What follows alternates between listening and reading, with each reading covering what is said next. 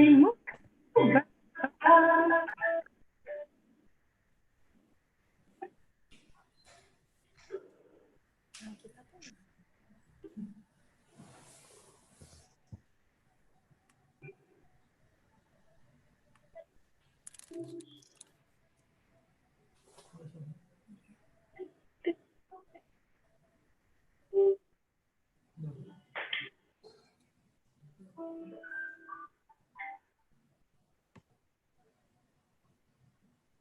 Bu, nggak ada suara, Bu.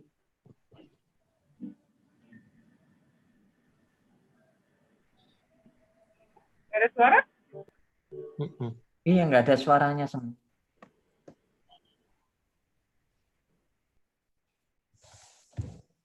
Buka YouTube-nya juga ada suaranya tuh.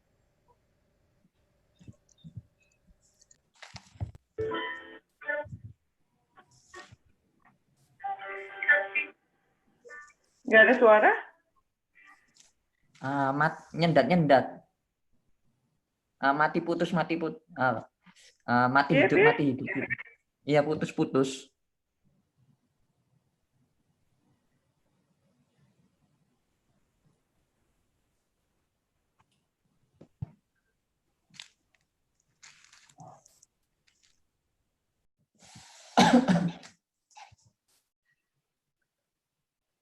Gimana? Ada suara nggak? Halo? Belum, Ustaz. Semua. Nggak ada suara, Ci. Oh, enggak. Saya ngomong ini kedengeran? Kedengeran. Oh, hanya suara YouTube-nya nggak masuk ya? Iya. Tapi screen-nya keluar? Keluar. Screen keluar ya?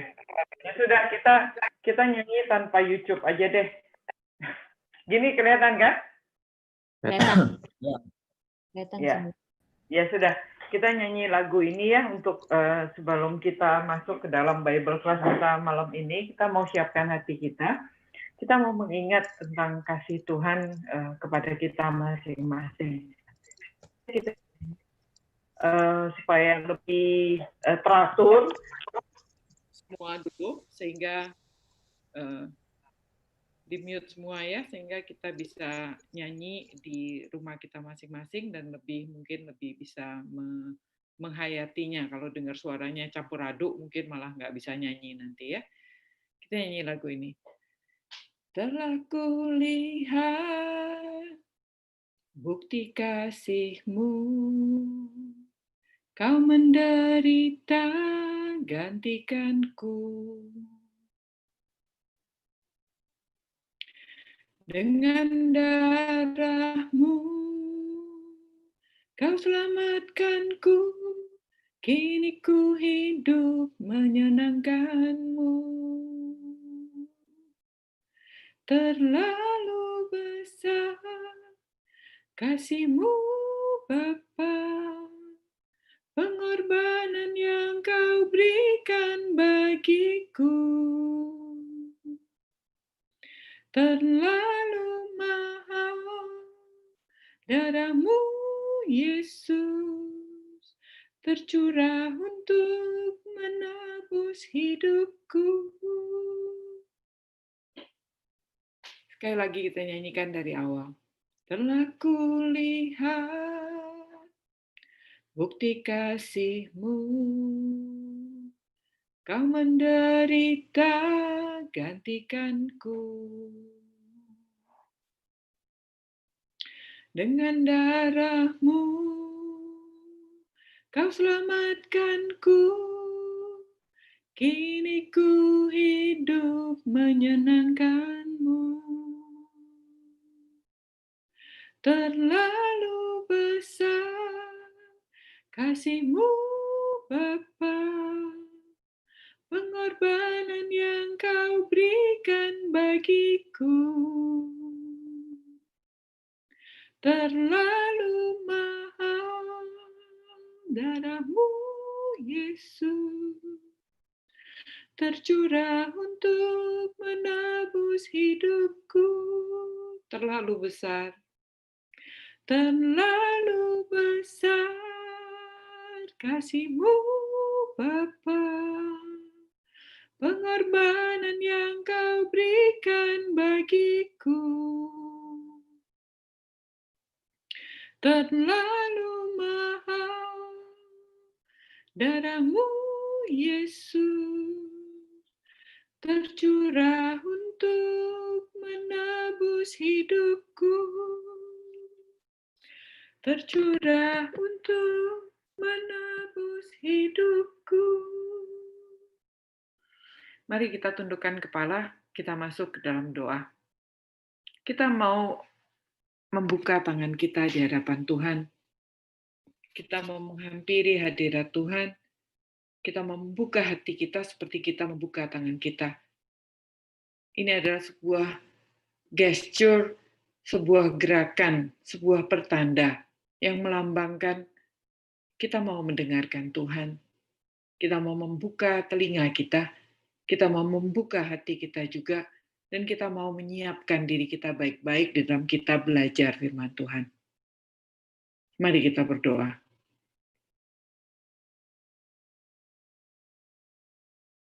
Kami datang malam ini ya Tuhan, kami menyatukan hati kami, bersama-sama menghampiri Tuhan. Kami sadar sesadar-sadarnya kami tidak punya kelayakan. Kami sadar sesadar-sadarnya bahwa kami tidak pantas ada di hadapan Tuhan. Tapi kami memberanikan diri datang kepadamu ya Allah.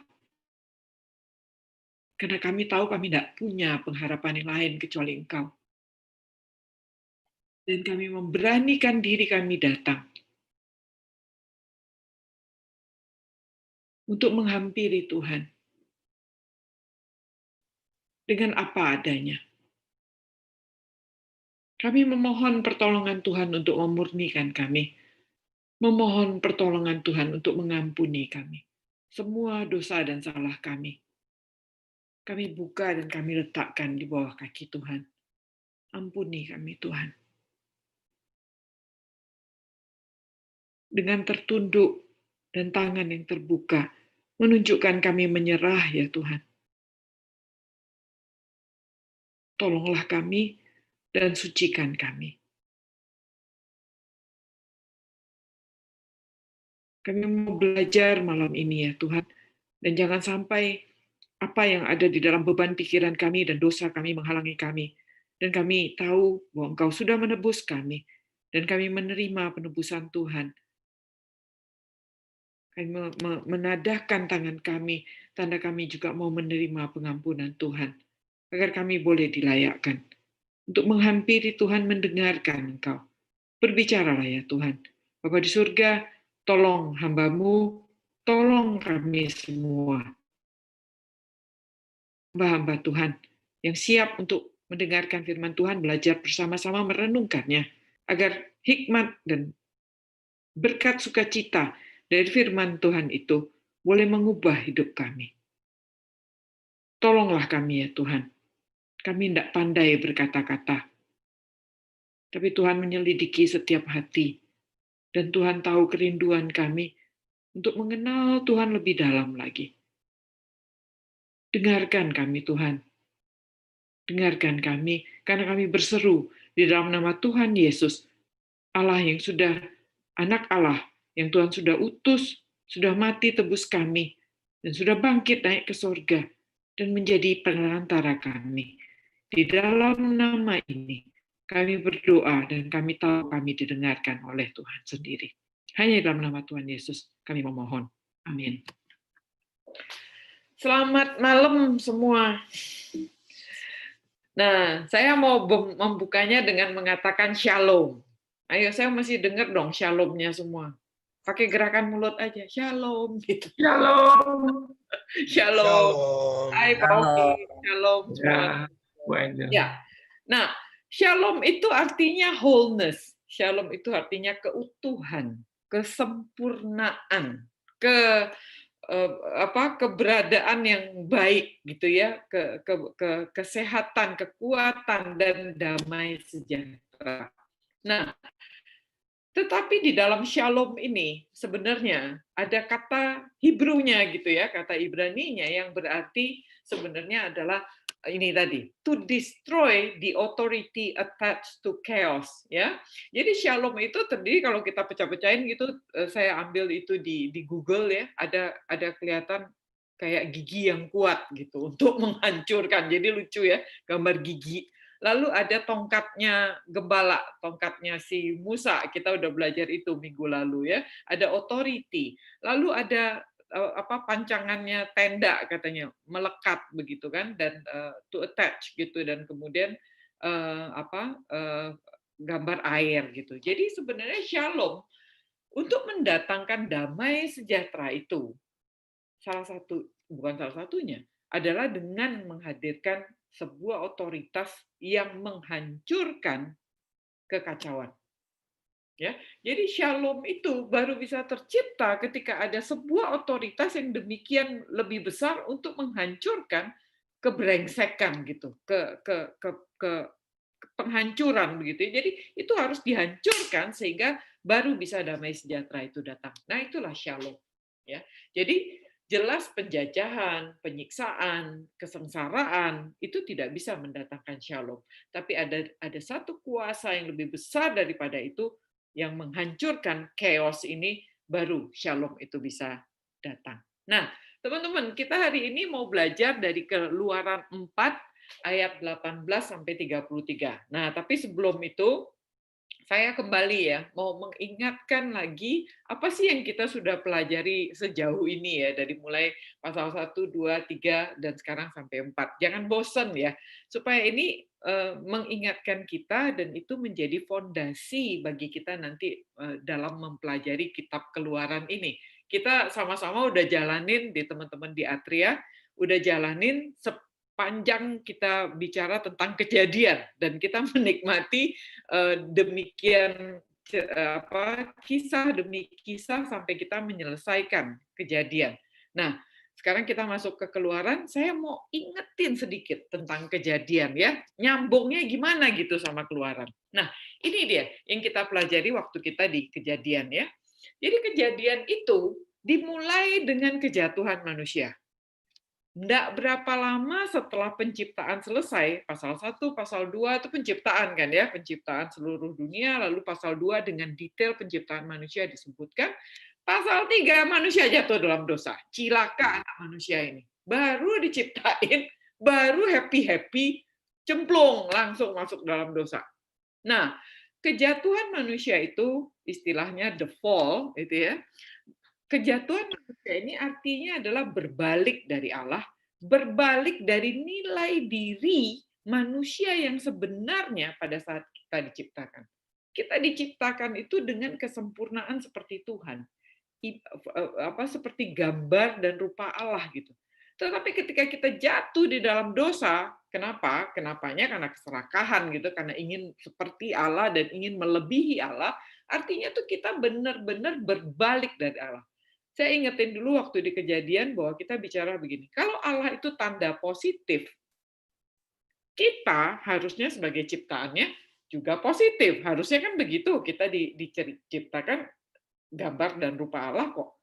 Tapi cilakanya manusia ini memberontak menjadi negatif gitu.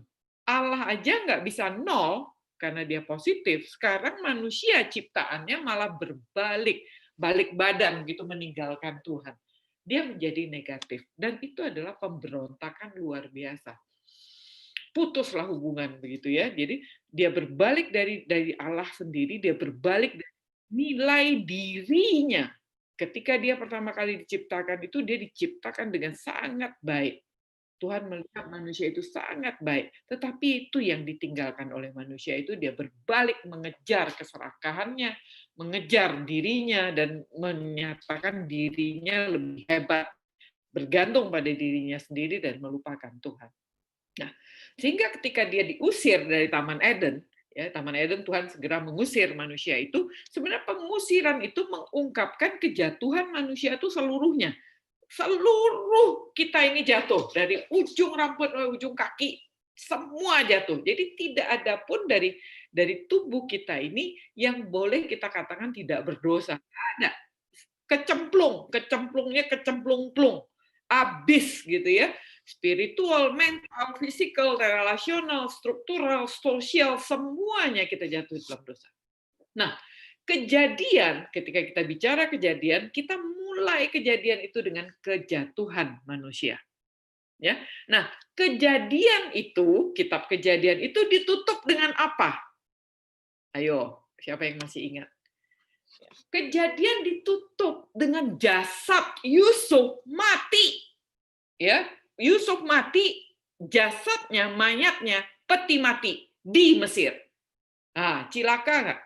Jadi kejadian itu dimulai dengan kejatuhan manusia, ditutup dengan seorang petinggi Ibrani yang udah jadi hampir jadi Firaun begitu ya, mati mayatnya dalam peti mati di Mesir. Itu ayat terakhir dari kejadian ya. Kemudian matilah Yusuf berumur 110 tahun, mayatnya dirempah-rempahi dan ditaruh di dalam peti mati di Mesir. Jadi kejadian itu kayak cerita yang luar biasa yang dimulai dengan kejatuhan ditutup dengan peti mati. Cilaka nggak? Betul-betul celaka. Jadi mau manusia, mau hebat kayak Yusuf sekalipun, tetap mati masuk dalam peti dan adanya di Mesir, tidak di tanah perjanjian. Itulah manusia. Ya.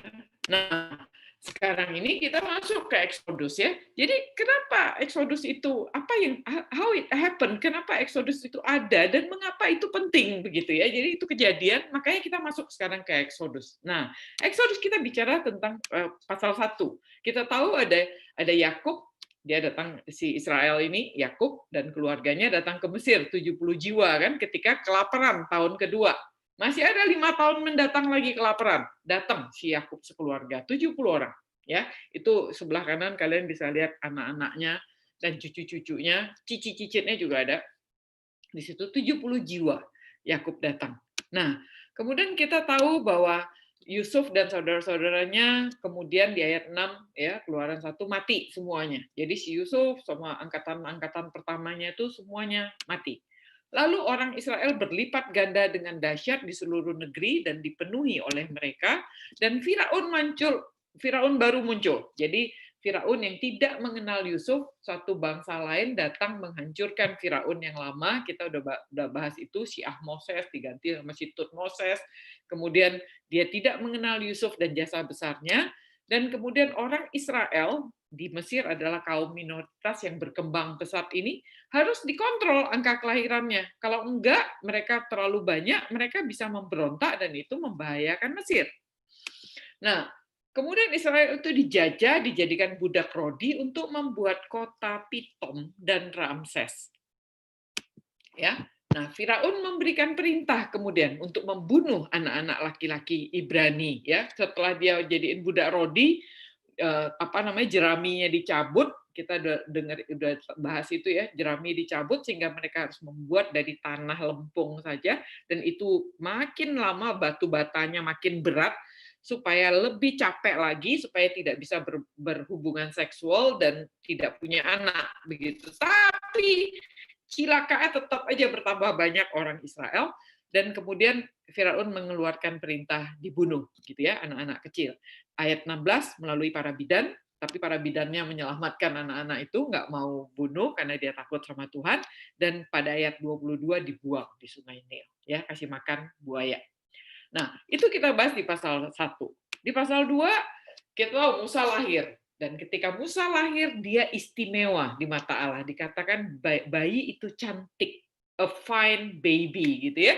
Dan ingat ya, kata-kata yang dicatat di dalam Alkitab adalah kata-kata yang penting bagi Tuhan. Jadi Musa itu dilahirkan itu istimewa di mata Allah, itu sudah ada pada waktu dia baby. 4 tahun kira-kira dia dibesarkan oleh Yokebed, ibu kandungnya, dan selama 36 tahun kemudian dia menjadi anak putri Firaun Mesir. Nah, lalu di ayat 11-15 kita tahu Musa membunuh orang Mesir, ditolak. Udah dibunuh orang Mesir, ketahuan sama orang Ibrani, dia menghadilin orang Ibrani tolak dia. Siapa elu? lu pengkhianat ini, lu enak-enak sana Mesir sana, kita jadi budak, dan kemudian itu membuat dia lari ke Midian ya, sama orang Mesir dikejar sebagai pembunuh, sama orang Ibrani dianggap pengkhianat, dan dia ditolak menjadi pemimpin, dan itu membuat Musa trauma dan dia lari. Ya, kita bicara tentang inferiority complex dan seterusnya minggu lalu. Nah, lalu selama 40 tahun dia tinggal di Midian. Dia bekerja menjadi gembala upahan mertuanya. Nobody in a nobody land, ya, menggembala upahan Yitro orang Midian, menikah dengan Zipora orang Midian, orang kafir ini ya, orang yang tidak percaya sama Tuhan. Nah, jadi Keluaran 1 dan 2 itu mencangkup waktu 430 tahun, ya, cukup lama. Dan 430 tahun ini berlalu tanpa ada peristiwa yang benar-benar berarti. Nggak ada artinya. Nah, jadi kenapa bisa begitu? Manusia 430 tahun ini berada dalam kenyamanannya, hidup dalam dirinya sendiri. Ingat ya, rencana semula hanya singgah sebentar nih, numpang 5 tahun kelaparan. Tetapi dia pergi menetap di Mesir. Beranak pinak ratusan tahun dan tidak kembali ke tanah perjanjian. Lupa sama Tuhannya, lupa sama perjanjiannya. Mereka melupakan Tuhan, melupakan perjanjiannya dengan Abraham, Ishak, dan Yakub. Anggap sepele gitu. Ini perjanjian, udah perjanjian luar biasanya Tuhan, nggak main-main nih sama Abraham, Ishak, dan Yakub. Tapi keturunannya lupa, karena udah menikmati ikan goreng di Mesir, dan dia tinggal di Sungai Nil, dia senang di situ, dan dia dapat bawang bombay dan seterusnya, dia lupa sama tanah perjanjian yang penuh susu dan madu itu. Ikan goreng cukup bagi mereka mungkin, dan makanan-makanan Mesir gitu ya. Sehingga mereka melupakan Tuhan dan perjanjiannya. Dia tinggal di Mesir beratus tahun sampai kemudian disiksa. Nah, sampai di Rodi baru teriak-teriak sama Tuhan. Nah, jadi 430 tahun ini merupakan kesia-siaan buat Tuhan. Nggak ada gunanya gitu. Tetapi Allah kita itu Allah yang punya waktu, bukan? Dia urusannya kairos, kita urusannya kronos. Ya. Jadi ini hanya waktu yang digunakan, jadi kita menyadari hanya waktu yang digunakan di dalam Tuhan yang membuat itu berharga. Alkitab itu hanya mencatat hal-hal yang penting di hadapan Tuhan. Nggak penting Tuhan nggak catat. Kita tahu dalam Alkitab kita perjanjian lama, kita tahu ada 430 tahun yang diloncatin begitu aja. Dari Kejadian tiba-tiba masuk Keluaran, nggak dijelasin tuh. Cemreng, 430 tahun gone, nggak ada catatan apa-apa. Demikian juga ketika kita nanti sampai di akhir perjanjian lama, Maleakhi menuju Matius, cuma 1 lembar, 400 tahun. Tuhan tidak berbicara. Kenapa? Karena nggak ada artinya bagi Tuhan. Manusia melakukan kejadiannya sendiri, manusia melakukan rencananya sendiri, dan bagi Tuhan itu nggak ada artinya. Hanya waktu yang digunakan di dalam Tuhan yang berharga, dan itu yang mau dicatat di dalam Alkitab. Nah, sehingga Tuhan mau, namun Tuhan dapat memanfaatkan waktu ini. Ya, Roma 8:28, Tuhan bilang Tuhan akan dapat melakukan segala sesuatu untuk mendatangkan kebaikan bagi orang-orang yang mengasihi Dia. Dan kita tahu, dan itu menggenapkan dalam 430 tahun ini, Tuhan sudah bilang sama si Abraham kan, tetapi keturunan yang keempat akan kembali ke tanah perjanjian. Tuhan bilang, ini di Kejadian jauh sebelum itu. Sebab sebelum itu kedurjanan orang Amori belum genap. Jadi dalam 430 tahun ini Tuhan memanfaatkan itu untuk menggenapkan kejahatan orang Amori, sehingga nanti waktu orang Israel keluar dari Mesir, mereka yang habisin orang Amori. Ya. Nah, kemudian di dalam 430 tahun itu juga Tuhan menyiapkan Musa. 80 tahun Tuhan menyiapkan Musa. 40 tahun Musa dalam kelimpahan, dia mendapatkan pendidikan terbaik, makan minum terbaik, tempat tinggal terbaik di istana Firaun. Musa berada di tangga teratas, pintar, kuat, berkuasa, a mighty man gitu ya. Dia siap melakukan pekerjaan besar, dan dia gagal. Selesai urusannya Musa, ya. Gagal. 40 tahun kemudian Musa dalam keprihatinannya, kesepian, hidup sendiri, makan minum sangat terbatas di padang terbuka dan hidup di tenda, dari the mighty man menjadi the meek man. Lelaki yang lemah begitu ya, lelaki yang bukan siapa-siapa. Nah, di dalam usianya 80 tahun, ini orang tua nih. Saya punya papa aja meninggal usia 67. Nggak pernah lihat saya papa saya usia 80 tahun. Saya nggak pernah ketemu kakek-kakek. Orang tertua yang saya pernah ketemuin Pak Motaryadi usia 91. Udah tua banget gitu. Nah, ini usia 80 tahun. Sudah tua renta, Musa merasa impiannya benar-benar sudah punah, dan dia sudah renta, dan dia sudah menyerah. Di saat itu Tuhan panggil dia, 80 tahun. Jadi kalau sampai sekarang kita merasa kita belum dipanggil Tuhan, masih muda kita ya, jadi belum apa-apa gitu. Musa dipanggil Tuhan umur 80 tahun. Nah, lalu kita baca di pasal 2 terakhir, lama sesudah itu, matilah Raja Mesir. Tetapi orang Israel masih mengeluh karena perbudakan dan mereka berseru-seru.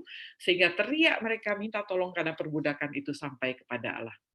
Dan Allah mendengar mereka mengerang. Lalu mengingat perjanjiannya kepada Abraham, Ishak dan Yakub. Allah melihat orang Israel dan Allah memperhatikan mereka. 4 kata kerja. Ya, orang Israelnya lupa, sudah disiksa, baru teriak-teriak sama Tuhan. Tuhan adalah Allah yang mendengar mereka. Allah ada di situ. Dia lihat, dia tahu, dan dia memperhatikan. Tapi dia diam. Ya, kasih waktu kepada orang Israel. Jadi Allah itu dia mendengar, mengingat, melihat, dan memperhatikan, dan dia bertindak. Ya. Nah, Tuhan itu mendengar setiap permohonan, keluhan, ratap kesengsaraan umatnya. Tuhan itu melihat setiap ketidakadilan, kekejaman, dan kesengsaraan umatnya. Jangan bilang Tuhan nggak tahu. Tuhan tahu. Tuhan memperhatikan setiap kebutuhan, kemiskinan, dan kehinaan umatnya. Dan Tuhan mengingat ciptaannya setiap waktu, dalam masa senang, dalam masa susah. Kita yang sering nggak sadar, tapi Tuhan lihat, dan Tuhan tahu. Namun manusia itu yang selalu jatuh di dalam pencobaan karena keserakahan dan kesombongannya, karena berpusat pada dirinya sendiri. Mereka cuma memanfaatkan, kalau saya bilang mereka termasuk saya, ya kita harus mengakui dengan jujur gitu, bahwa kita sering sekali memanfaatkan Allah sebagai penolong kita, sebagai pelindung, sebagai satpam, sebagai pemberi rezeki, dan begitu tidak ada dapat pertolongan, kita tinggalkan. Saat tiada pertolongan, tiada manfaat pada waktu yang diharapkan, kita berbalik, kita cari Allah lain. Kita gantung sama duit, kita gantung sama karir, kita gantung sama orang lain yang lebih berkuasa, sama bos kita, dan seterusnya. Kita hanya memanfaatkan Allah kok untuk menjadi penolong kita. Ya. Nah, Allah bagi kita seolah penuntut gitu, minta terlalu banyak. Dan dasar daging kita ini, malas, prioritas pada diri sendiri, nggak peduli, membuat kita menolak menjadi rekan sekerja Allah. Nggak mau, ngapain jadi saluran berkat bagi orang lain, untuk diri sendiri aja nggak cukup, kita begitu kan? Dan bahkan pada saat kita merasa kita bertumbuh secara spiritual, nih kita orang-orang Kristen yang sudah berpuluh-puluh tahun nih, sombong rohani, tetap musatin diri sendiri. Kita mengalahkan ritual disiplin rohani kita. Siapa yang saat teduh, gitu kan? Wah, gue 2 jam loh sehari, gitu ya. Mengalahkan ritual rohani kita dan menjadikan itu ibadah palsu yang menjijikkan sebenarnya bagi Tuhan. Tuhan bilang, bakar tuh lemak lu, korbanmu itu merupakan kejijikan bagiku. Mendingan kamu punya telinga dibuka, kata Tuhan. Dengerin, jangan bakar-bakar korban, jangan suap aku, kata Tuhan. Busuk, najis, kata Tuhan, nggak suka Tuhan. Nah, itu dia. Tuhan memperhatikan hanya manusia itu brengsek tuh. Nah, itu yang harus kita secara jujur, kalau kita mau akuin, sebenarnya kita nggak kenal Allah. Tapi kita suka sok tahu dengan pengenalan kita. Merasa tahu. Coba tanya sama diri sendiri, kenal nggak benar-benar Allah? Tapi Allah kita setia ya. Makanya tuh kalau kita doain orang ya, saya seorang konselor saya menganjurkan saya pertama kali itu kalau doain orang ulang tahun gitu ya, pakailah ayat ini gitu ya, Kolose 1:9-10. Sebab itu sejak waktu kami mendengar, kami tiada berhenti-henti berdoa untuk kamu. Kami meminta supaya kamu menerima segala hikmat dan pengertian yang benar untuk mengetahui kehendak Tuhan dengan sempurna, sehingga hidupmu layak di hadapannya, serta berkenan kepadanya dalam segala hal. Dan kamu memberikan buah dalam segala pekerjaan yang baik dan bertumbuh dalam pengetahuan yang benar tentang Allah. Kita tidak akan bisa mengenal Allah kalau kita tidak minta pertolongan Tuhan. Nah, makanya saudaraku, sebagai sesama Kristen ya, sebagai sesama umat Tuhan, sebagai saudara dalam iman, mari kita hafal ayat ini ya. Kita setiap kali kita mendoakan orang, ini adalah doa yang baik yang kita doakan mereka. Doakan diri kita juga supaya kita minta hikmat dan pengertian yang benar untuk mengenal Tuhan itu. Tahu kehendaknya seperti apa. Jadi jangan sok tahu. Jangan merasa udah berpuluh tahun kenal Tuhan terus sok tahu. Tetapi Tuhan itu menginginkan kita tuh punya kerendahan hati untuk terus belajar berhikmat dan minta pengertian yang benar supaya kita mengerti betul-betul dan bertumbuh dalam pengetahuan tentang Allah tuh yang benar. Karena Allah yang menyingkapkan siapa dirinya. Kalau Allah tidak menyingkapkan siapa dirinya, bagaimana kita tahu dia siapa? Siapa kita untuk bisa mengenal Allah? Ya, nah itu yang kita harus doakan. Jadi ini doa yang sangat baik. Saya sangat berharap teman-teman bisa catat, kalian bisa print screen page ini dan kemudian dibaca di rumah kembali dan diingat-ingat dan berdoa untuk memakai ayat ini. Nah, jadi Exodus bicara tentang apa? Exodus itu bicara tentang dipanggil keluar, ya. Jadi ketika manusia itu berteriak kepada Tuhan dan Tuhan mendengar, memperhatikan, mengingat, melihat mereka, sekarang Tuhan itu bertindak dan manusia itu dipanggil keluar. Tetap manusia itu masih jalan, tapi Tuhan yang panggil, Tuhan yang berinisiasi, Tuhan yang menyertai, di-endorse, tapi keluar. Tapi kita harus sambut panggilan Tuhan itu, ya. Nah, jadi pasal 3, setelah Tuhan diam dalam 430 tahun, kita bicara tadi pasal 1, pasal 2, pasal 3, kita tahu Tuhan diam selama 430 tahun, Tuhan menampakkan dirinya. Setelah 430 tahun baru Tuhan muncul. Dan munculnya di semak duri kecil yang menyala tanpa terbakar. Jadi bukan di pohon beringin ya, di semak duri yang terbakar. Dan Tuhan memanggil Musa. Musa, Musa. Mungkin hampir berbisik. Ya, Tuhan mengenal Musa. Tuhan yang panggil Musa sebelum Musa yang mengenal Tuhan. Ya, jadi saya belajar di ibadah, saya baru mengerti yang namanya ibadah adalah selalu Tuhan yang berinisiasi, kita yang respon. Tidak ada manusia yang respon cari Tuhan, yang memulai gitu. Selalu tuh Tuhan ya, Allah yang maha luar biasa ini yang cari kita. Aduh, kalau kita udah belajar dari Allah yang begitu rendah hati mencari kita dulu, mosok apanya gitu loh. Ya, jadi Tuhan yang memanggil Musa lebih dahulu dan Tuhan yang mengenal nama Musa sebelum Musa mengenal nama Tuhan. Tuhan yang panggil dia dulu, Musa, Musa. Ya. Nah, setelah itu Tuhan menyatakan dirinya kepada Musa. Tuhan bilang, aku adalah Allah bapakmu, Allah Abraham, Ishak, dan Yakub.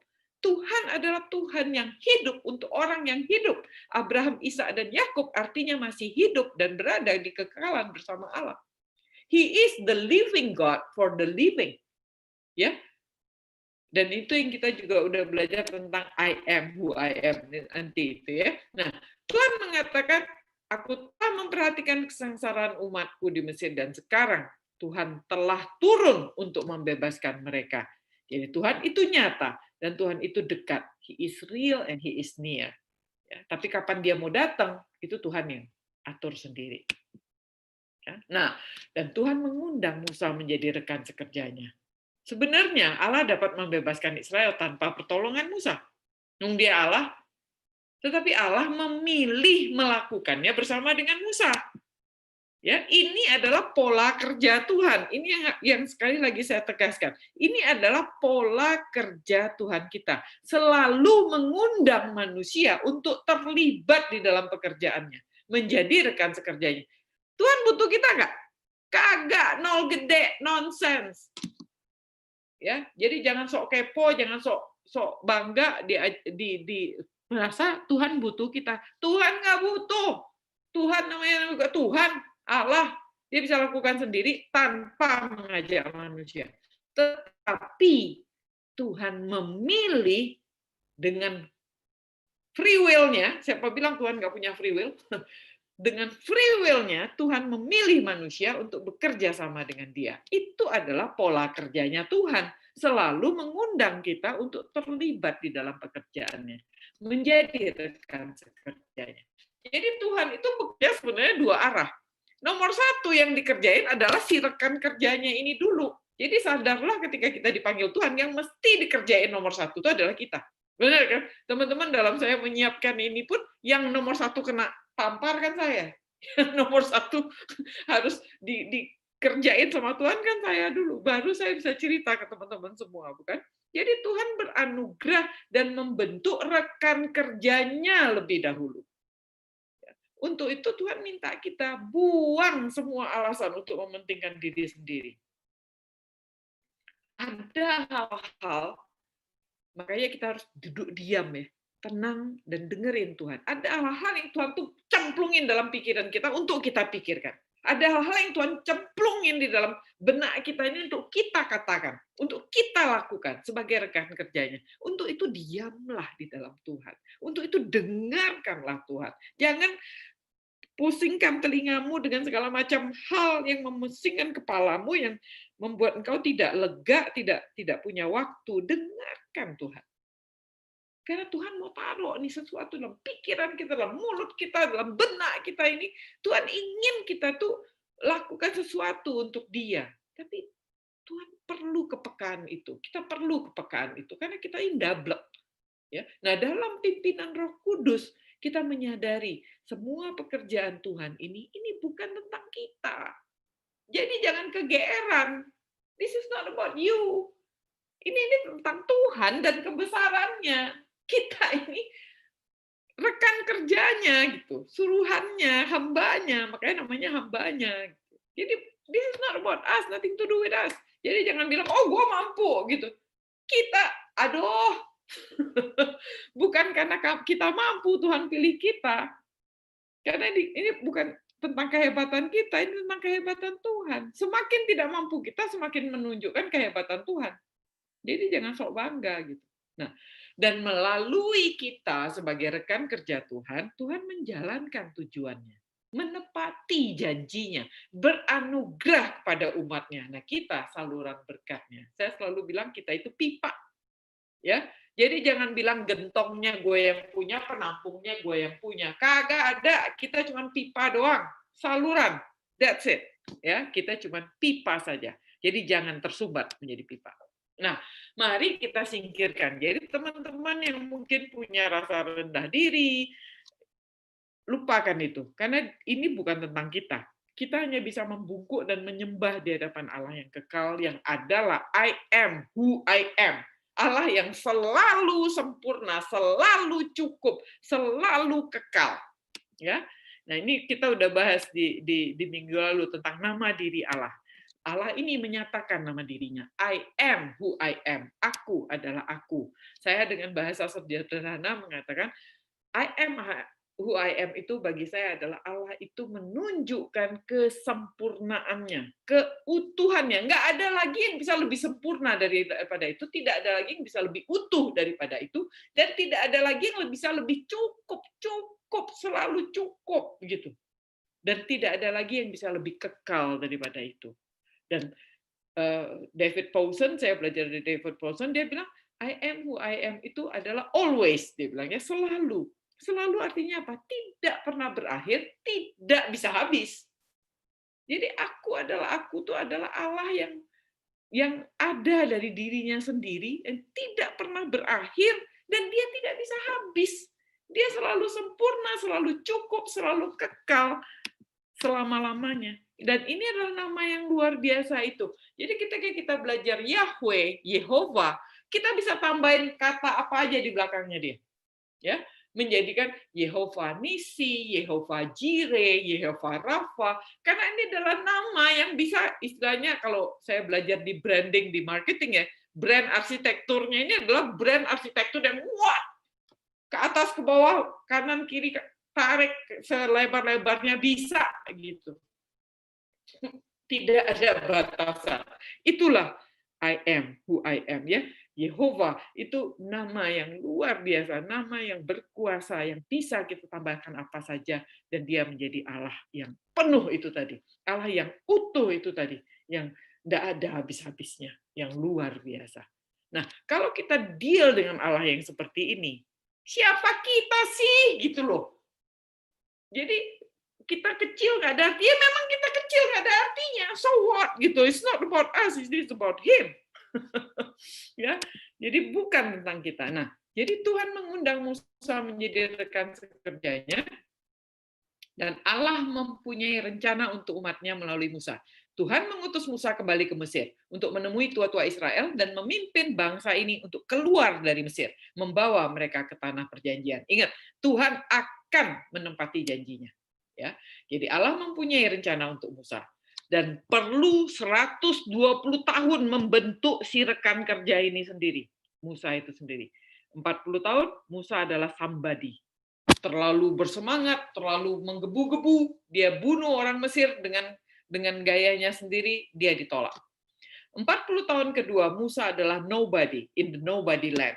Tanpa kekuatan, tanpa kebanggaan, tanpa harta. Menyendiri, diam, menyerah. Tuhan kelotokin. Hancur lebur.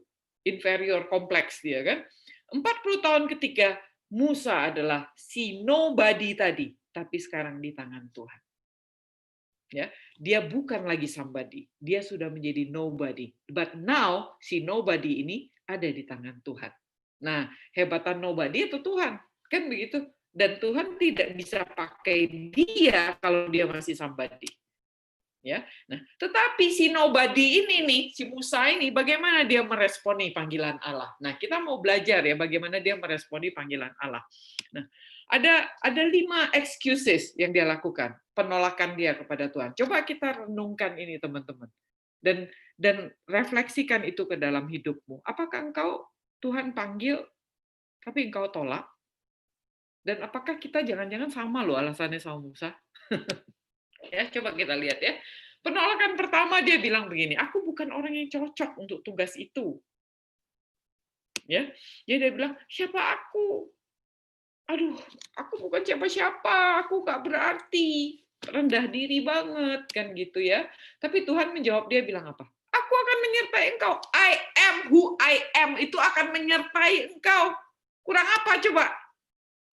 Ya, ketika Allah memilih orang untuk tujuannya, Ia akan selalu melengkapi mereka. Dia adalah Allah yang selalu cukup, Allah yang selalu sempurna, Allah yang selalu ada gitu, yang nggak pernah habis. Ya. Jadi dia selalu akan melengkapi. Percaya nggak kita tuh? Nah, isunya kita nggak percaya. Nah, Allah adalah Allah yang melepaskan umatnya tidak bergantung kepada kemampuan Musa, tapi bergantung kepada kehadirannya, kuasa, dan keutuhan Allah itu sendiri. I am who I am. Ya, alasan kedua Musa, aku nggak mampu. Aduh, pengetahuan Tuhan nggak cukup. Nanti kalau dia tanya, gue jawabnya apa? Kan begitu si Musa tuh. Jika aku pergi kepada orang Israel dan berkata kepada mereka, Allah nenek moyang kamu telah mengutus aku kepadamu, dan jika mereka bertanya, siapa namanya? Gue mau jawab apa? Kata Musa. Musa takut nggak bisa menjawab orang Israel. Kembali Tuhan memberi jawaban kepada Musa. I am who I am. Di bandel ya, kan gitu seolah-olah ya. Aku adalah aku. Inilah yang harus kau katakan kepada orang Israel. Akulah. Allah yang sempurna, cukup, dan luar biasa tadi itu, akulah aku yang mengutus Musa datang kepadamu. Jadi meresponi kekhawatiran Musa, Tuhan menyatakan dirinya kepada Musa. Ya, jangan khawatir, engkau tidak punya jawaban. Kita pasti tidak punya jawaban, teman-teman. Jadi jangan khawatir. Emang kita tahu semua jawaban? Pasti enggak. Kapan saja kita bisa menyatakan, aku tidak cukup pandai, aku tidak mampu. Tapi Allah akan menjawab, aku bisa. Dan ingat, this is not about us. Ini tentang menjalankan pekerjaan Allah. Jadi Allah bilang, aku bisa. Jadi Tuhan akan ambil alih tanggung jawab itu karena ini adalah pekerjaannya. Kita ini suruhannya. Jadi jangan merasa sok pinter. Enggak. Tapi kita mesti percaya Tuhan akan melengkapi kita. Nah, yang ketiga, aku bukan orang yang mereka percaya. Orang-orang tidak akan menanggapiku. Aku bukan siapa. Mereka pasti nggak akan anggap aku serius lah. Siapa sih? Aku bukan orang yang dipercaya. Nah, bagaimana jika mereka tidak percaya padaku dan tidak mendengarkan perkataanku, tetapi mengatakan Tuhan tidak menampakkan diri kepadamu? Sebelumnya, Tuhan telah memberikan janji bahwa orang-orang tua itu akan mendengarkan dia. Kalau kita baca kembali pasal 3 ayat 18, Tuhan udah bilang, orang tua-tua Israel itu akan percaya sama lo. Tapi tetap aja Musa nggak percaya. Tetap aja Musa protes. Dan dia protes, dia bilang di pasal 4 ini kan, kalau nggak percaya gimana? Kembali, Allah meresponi keengganan Musa ya. Jika orang tidak menganggap Musa dengan baik, mereka akan menanggapi 3 mujizat yang akan Tuhan lakukan melalui Musa. Dan 2 sudah Tuhan lakukan di depan matanya, dia melalui dia kan. Tongkat jadi ular, ular jadi tongkat. Kemudian masukin tangan di dalam baju, keluar lepra, masukin lagi tangan bersih. 2 sudah dilakukan Tuhan melalui dia ngalamin sendiri experience. Yang ketiga Tuhan bilang, lu kalau nggak, lu datang ke tuh, lu ambil air, lu tuang tuh ya, jadi darah tuh. Tapi lu yang harus lakuin. Nah, Tuhan kasih dia 3 mujizat ini, dan Tuhan bilang kalau masih dia nggak dengar, nih 3 mujizat, ya lakukan. Nah, udah dilengkapin kayak gitu, Musa masih bilang apa? Aku nggak pandai bicara. Aku ini gagap mungkin, I'm not good with words katanya. Nah, Musa tetap menolak Tuhan dan mengatakan aku tidak fasih bicara. Ya. Dan Tuhan meresponi penolakan Musa dengan mengatakan siapa dirinya. Gila ya, kadang-kadang saya pikir Tuhan ini, aduh buset dah hebat banget gitu. Tapi Tuhan bilang, Musa, yang ciptain lidah siapa? Yang bikin mulut siapa? Ini penciptanya nih. Seolah-olah Tuhan mau bilang begini nih. Ya, lu baru bilang lu nggak bisa ngomong, gue yang bikin tuh mulut, aku yang bikin tuh lidah, aku yang bikin orang bisu, tuli, celik, buta. Tuhan menyatakan pencipta Elohim nih ya, Allah pencipta, I am who I am, gitu, menyatakan siapa dirinya. Dan Tuhan berjanji sampai Tuhan mengatakan dalam bahasa Indonesia baik sekali, menyertai lidahmu tak sertai, ya, not just make you speak, tapi aku menyertai your tongue. Ya, tidak hanya menyertai engkau, lidahmu tak sertai, tak ajar untuk apa yang harus engkau katakan. Ya, luar biasa ya. Dan Tuhan kemudian bilang apa? Kasih Harun tuh jadi juru bicara Musa. Mau bilang apa lagi? Tetap yang kelima nih muncul. Musa bilang apa? Aku nggak mau. Nah ini dia. Sebenarnya ini bukan alasan, bukan? Dia bilang, Tuhan utus orang lain deh. Ini bukan alasan. Tetapi ini menyatakan yang sebenarnya. Jadi dari 4 alasan Musa, muncul juga yang kelima. Ini bukan alasan. Ini bukan alasan, tetapi ini menyatakan hal yang sebenarnya. Baru terbongkar terakhir. Bahwa Musa memang nggak mau sebenarnya. Jadi bukannya nggak bisa, bukannya enggan, tetapi dia alasan utamanya dari dia nggak mau. Untuk setiap alasan yang sudah Musa kemukakan 4 sebelumnya, Tuhan menjawab dengan janji dan penyertaannya. Kurang apa jawaban Tuhan? Semua alasan lo, ada janji, ada penyertaan, ada kecukupan darinya. Ingat ya, pribadi I am who I am. gue cukupin, gue sertain, dan beres. Dijawab sama Tuhan. Sampai kehabisan alasan. Musa akhirnya menyatakan persoalan sebenarnya tentang hatinya. Jadi persoalan sebenarnya ada di hati. Aku nggak mau lakukan ini. Ya, inilah kenyataannya, bukan? Kita memang nggak mau melangkah dalam iman dan dalam kepatuhan akan perintah Tuhan. Ngeyel. Sama, ini problem yang sama. Dari awal manusia itu ya begini aja kerjanya. Nggak mau. Dan merasa membenarkan dirinya sendiri dengan apa yang dia rasa benar. Bodoh amat Tuhan rasanya benar. Gua rasanya nggak benar, ya gua nggak mau kerjain. Ya, jadi this not that you can, but that you want. Tidak mau. Nah, kalau kita pikir-pikir lagi lebih dalam, gali lagi akarnya sebenarnya apa? Kenapa kita enggak mau? Kita enggak mau karena kita enggak punya trust, bukan? Kita enggak percaya sama Tuhan. Gue tahu. Iya. Pergi. Enggak mau. Ujungnya enggak mau kok. Kalau kita enggak mau, kenapa? Enggak percaya kan? Coba misalnya malam ini ya, kalian nanti doa dari istri malam-malam, Tuhan semua panggil, semua jadi hamba Tuhan, jadi misioner di sono. Pergi ke Zimbabwe sana, mau nggak?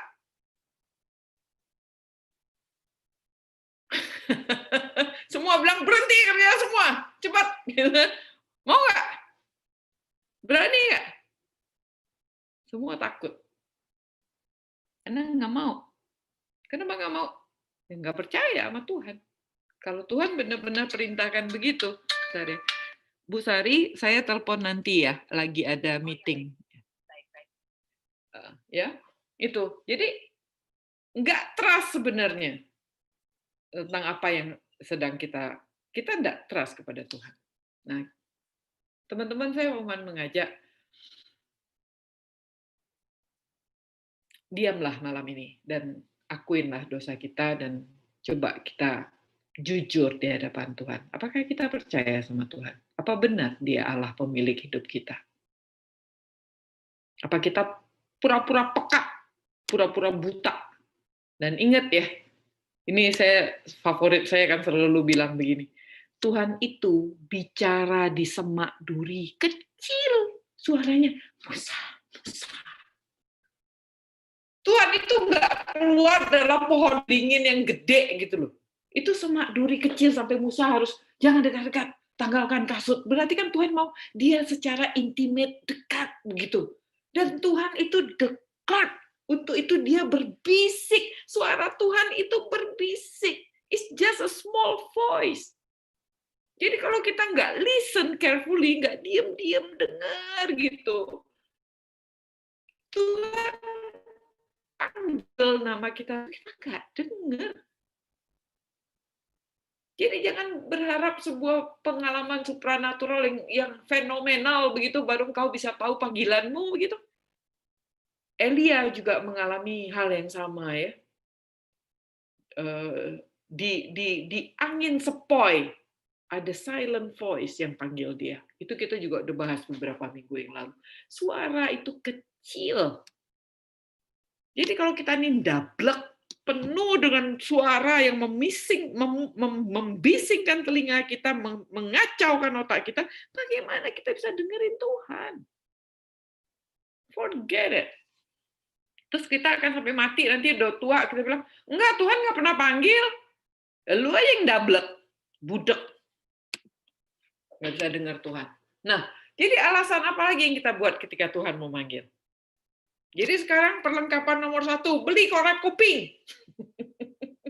Ya, sediakan waktu duduk diam-diam sama Tuhan untuk mendengarkan Tuhan. Jangan sampai waktu kita habis, kita nggak tahu panggilan kita. Cilaka ini. Ya. Nah, jadi alasannya apa? Usia. Musa dipanggil Tuhan 80 tahun loh.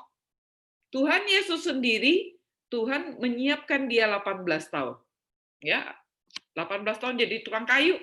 Tuhan Yesus 12 tahun anak kecil, 18 tahun jadi tukang kayu, baru 3 tahun pelayanan. Ya. Yeremia dipanggil waktu masih muda. Terus alasan apa lagi? Oh, aku nggak berpengetahuan, nggak punya pengalaman, nggak punya keterampilan, nggak punya kecakapan. Terus mau nunggu apa? Sampai punya kemampuan gitu, punya duit banyak, punya kuasa, punya status, baru kita bisa bilang, hore gitu, kita baru mau melayani Tuhan. Too late. Ya, jadi stop making excuses. Apapun alasannya, menunjukkan apa? Itu salah ketik. Menunjukkan. Apapun alasannya, kita excuse ini menunjukkan kurangnya rasa percaya kita dan ketidakmauan kita untuk membantu Tuhan. Bandel, bebal kita itu. Sama kayak Adam, persis. Ya, Tuhan mempunyai rencana untuk menyelamatkan umatnya di dunia ini. Sebenarnya kalau Tuhan ajak kita adalah suatu kehormatan, penghargaan tertinggi jika kita diundang untuk menjadi bagian dari misi Allah. Jadi sebenarnya tidak ada alasan untuk tidak terlibat. Ya, jadi saya sangat mengajak teman-teman, kalau kita ada dalam konteks persekutuan Bible Class malam ini ya, saya sangat mengajak Anda harus contribute di dalam gereja masing-masing. Balik ke gereja. Pikirkan apa yang Anda harus bisa lakukan untuk membangun jemaat Tuhan. Gereja terkecilmu ada di rumah. Pikirkan untuk pasanganmu. Pikirkan untuk anakmu. Pikirkan untuk tetanggamu. Pikirkan untuk saudaramu, untuk pembantumu. Kita ini, Tuhan itu ingin menyelamatkan umatnya. Ada suatu kehormatan bagi kita untuk melayani orang-orang yang ada bersama-sama dengan kita. Dimanapun kita berada, rekan kerja kita di kantor, siapapun yang kita temuin, sesama ibu rumah tangga mungkin dalam nungguin anak sekolah, itu adalah orang-orang yang Tuhan titipkan kepada kita. Ya, tidak ada alasan untuk tidak terlibat. Ya, nah kalau kita ngeyel terus-terusan tidak mau ikut, ya Tuhan nggak butuh kita sih. Ya, nah jadi ini janji Tuhan ya, we must trust and obey. Ini saya baca dari Yosua 21:43-45. Jadi seluruh negeri itu diberikan Tuhan kepada orang Israel. Ini janjinya dan ini dipenuhi nanti di Yosua ya. Yakni negeri yang dijanjikannya dengan bersumpah untuk diberikan kepada nenek moyang mereka menduduki negeri itu dan menetap di sana. Dan Tuhan mengaruniakan kepada mereka keamanan ke segala penjuru, tepat seperti yang dijanjikannya dengan bersumpah kepada nenek moyang mereka. Tidak ada seorang pun dari semua musuhnya yang tahan berdiri menghadapi mereka. Semua musuhnya diserahkan Tuhan kepada mereka. Dari segala yang baik yang dijanjikan Tuhan kepada kaum Israel, tidak ada yang tidak dipenuhi. Semuanya terpenuhi. Itu Allah kita. Kalau dia udah janji, dia penuhi. Yang harus kita percaya adalah trust and obey. Kita belajar dari Musa. 5 kali dia tolak Tuhan. Nah, hari ini kita mau lanjutin. Ya. Nah, ini dia. Kita masuk ke ayat 18. Jadi cukup panjang ya lebarnya. Saya sangat berharap teman-teman belajar itu dan bisa menyimpulkan bahwa kita belajar sepanjang ini itu nyambung terus gitu. Nah, sekarang kita masuk ke ayat 18. Lalu Musa kembali kepada mertuanya Yitro. Ya, jadi setelah Musa disuruh sama Tuhan ngeyel, akhirnya mau juga kan setelah dikasih Harun, ya. Akhirnya Musa kembali kepada mertuanya Yitro serta berkata kepadanya, "Izinkan kiranya aku kembali kepada saudara-saudaraku yang ada di Mesir untuk melihat apakah mereka masih hidup." Nah, Yitro berkata kepada Musa, "Pergilah dengan selamat." Ada yang aneh nggak di sini? Nomor 1 adalah Musa tidak mengatakan alasan yang sebenarnya. Ya, Musa kan disuruh Tuhan kan, disuruh membebaskan orang Israel kan. Kenapa dia ngomong bohong sama Yitro? Dia bilang tuh, "Izinkan kiranya aku kembali kepada saudara-saudaraku yang ada di Mesir untuk melihat apakah mereka masih hidup." Kenapa dia tidak ceritakan misinya kepada Yitro? Dia udah tinggal jadi orang upahannya Yitro, menjadi menantunya 40 tahun loh. Musa tidak mengatakan alasan sebenarnya. Karena Yitro mungkin tidak kenal Tuhannya Musa. Musa nggak pernah cerita. Ingat ya, ini orang inferior kompleks. Dia melarikan diri, melupakan masa lalunya, nggak mau ngaku-ngaku orang Ibrani, nggak mau ngaku-ngaku orang Mesir mungkin. Makanya dia diam-diam di Midian. Lepas nggak jadi buron lagi, dan dia mengucilkan menampakkan dirinya tidak berhubungan dengan siapapun, padahal dia tahu dia orang Ibrani. Ingat, dia dibesarkan oleh Yochebed yang sudah kasih tahu dia bakal menjadi pemimpin besar Ibrani.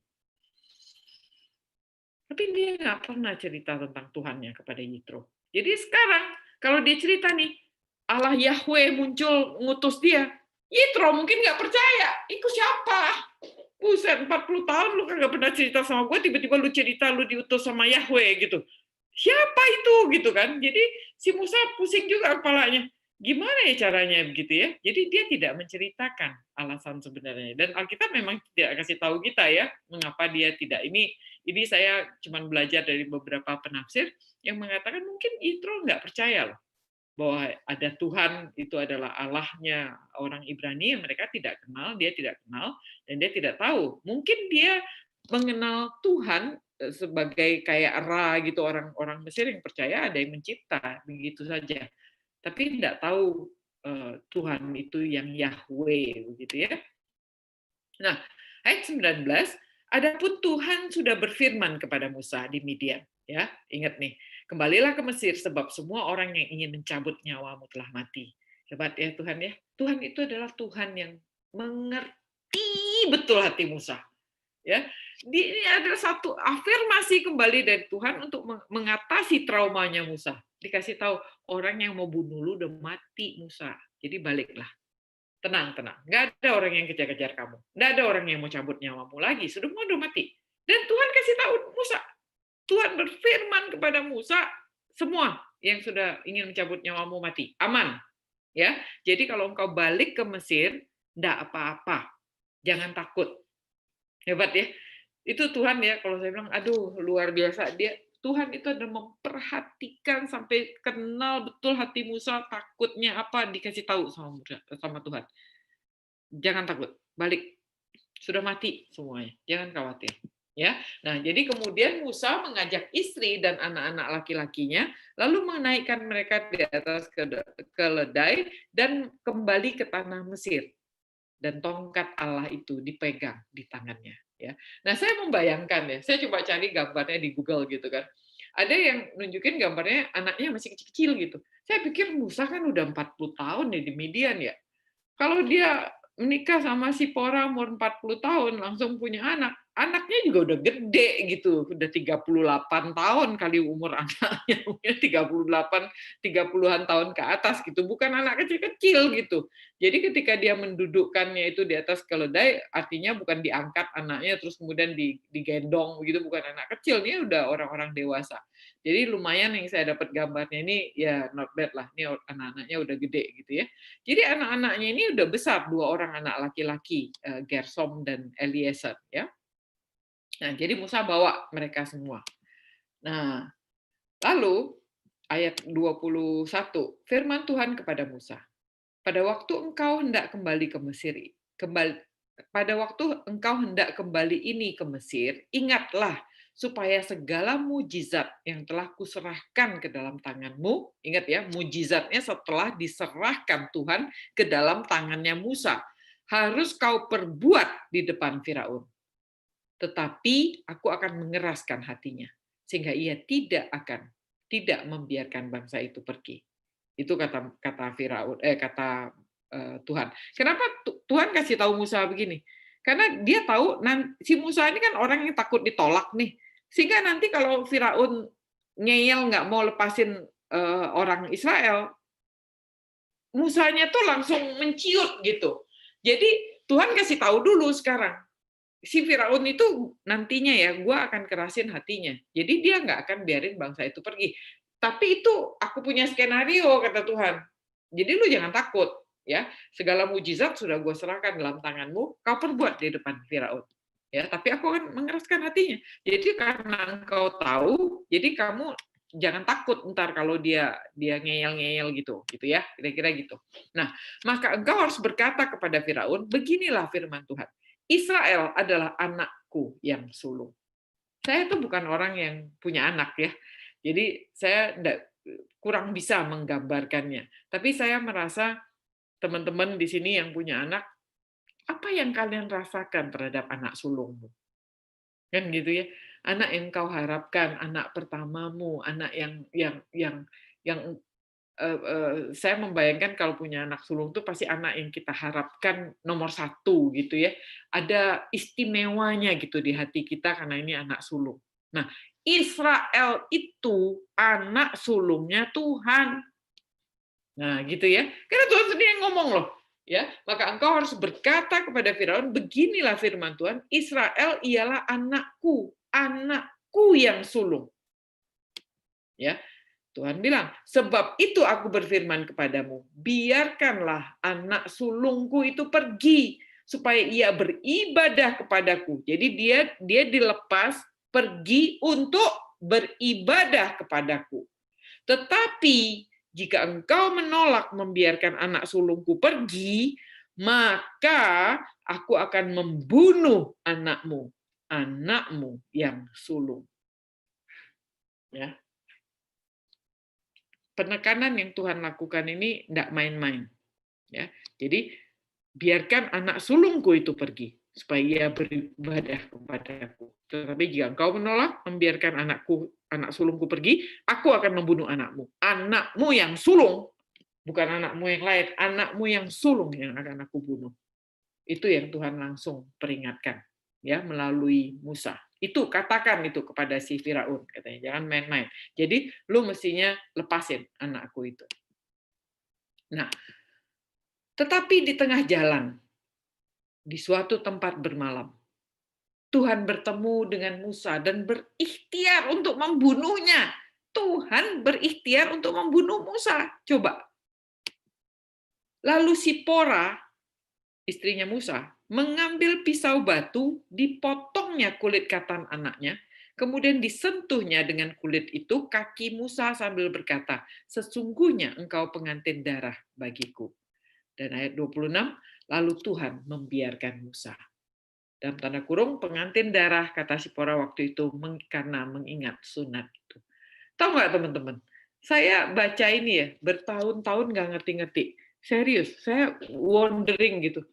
Apa ya Tuhan artinya ini? Kok aku tuh nggak mengerti gitu. Jadi sering, kalau setelah berkali-kali saya baca, saya nggak ngerti, akhirnya saya loncatkan aja. Terus saya anggap, ya nanti suatu waktu mengerti. Dan puji Tuhan, sekarang saya mengerti. Sekarang saya mengerti. Rupanya tuh begini, teman-teman. Kalau saya tunjukin gambarnya Sipora begini, ngeri nggak? Sipora, jadi kita mengertikannya itu begini. Ya, pelan-pelan ya kita ngertiin ya. Bagian ini sulit sebenarnya. Jadi Sipora itu sebenarnya batu sandungan bagi panggilan Musa. Kenapa? Sipora adalah perempuan dominan yang membuat keputusan dalam keluarganya. Ya, ingat ya, Sipora ini orang asing nih ya, orang Midian. Jadi Musa ketemu sama dia, Yitro kasih kawin sama si Sipora. Dia tuh antipati terhadap kepercayaan Musa dan kepada Allah orang Ibrani. Gebleknya si Musa nggak pernah ngomong-ngomong tentang Allahnya Ibrani. Ya, ingat ya, dia melarikan diri kan. Dan dia nggak mau anggap orang Ibrani, makanya Yitro juga nggak kenal siapa sih Allahnya orang Ibrani, nggak tahu. Musa tidak pernah melakukan ritual keagamaannya mungkin, Musa tidak lagi mungkin makan seperti orang Ibrani mungkin, dia sudah tidak menganggap dirinya orang Ibrani. Sehingga kalau dia mulai ngomong tentang Allahnya Ibrani kepada istrinya, atau dia mau ngajarin sama anak-anaknya, nggak dikasih sama Sipora. Ya, dia antipati terhadap kepercayaan Musa dan kepada Allahnya orang Ibrani.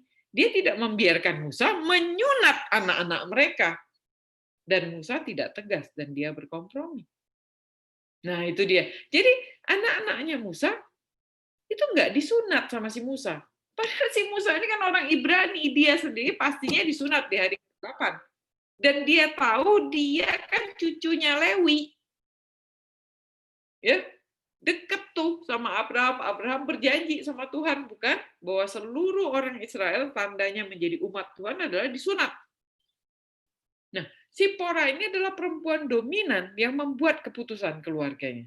Sehingga dia tidak membiarkan Musa menyunat anak-anaknya. Ya. Nah, sekarang si Musa ini lagi menuju menjalankan misi Tuhan, memimpin umat Tuhan. umat perjanjian, orang-orang bersunat itu.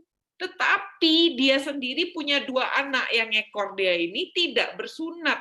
Dan ini melanggar perjanjian sunat Allah dan Abraham. Orang tidak bersunat artinya kafir, artinya bukan umat Allah.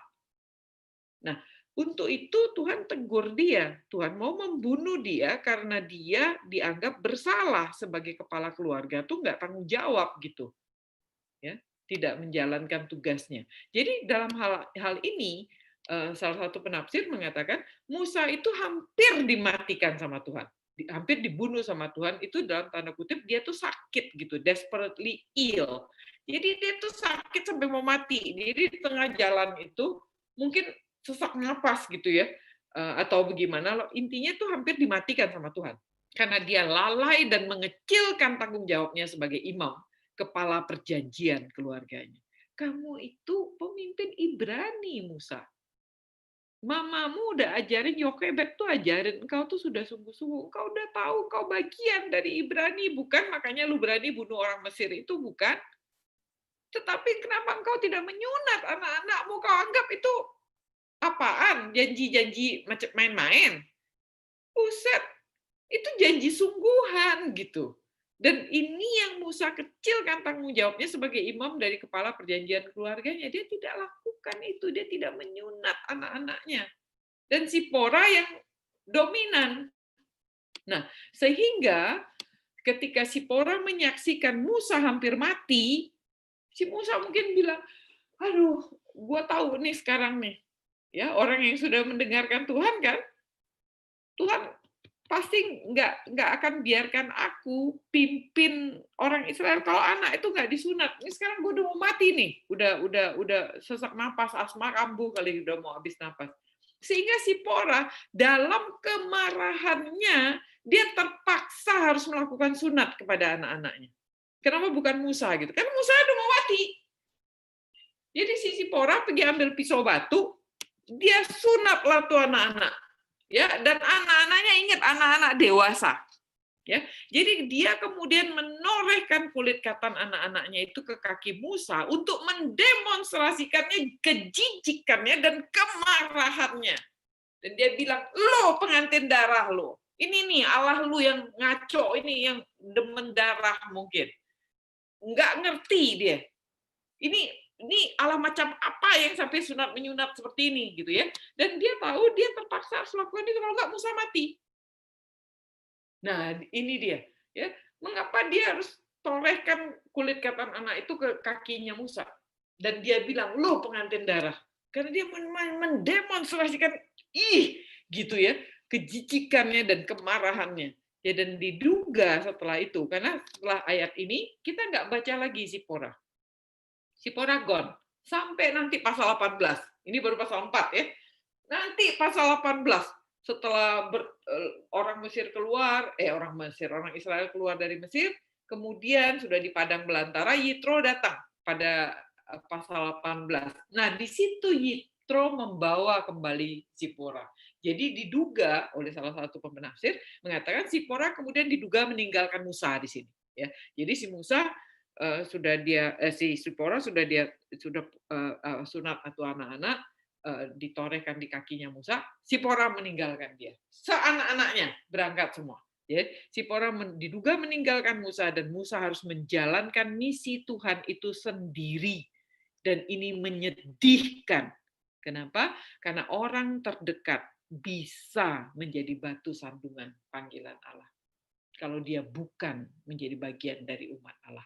Makanya diingetin kembali ya, kita tuh nggak boleh menikah dengan orang yang tidak seiman. Ini salah satu contohnya. Ketika engkau membutuhkan istrimu, ketika engkau membutuhkan orang yang menguatkan engkau, tetapi dia tidak seiman denganmu di dalam melakukan misi Tuhan, orang ini yang menjadi batu sandungan. Nah, ini gumulkan baik-baik.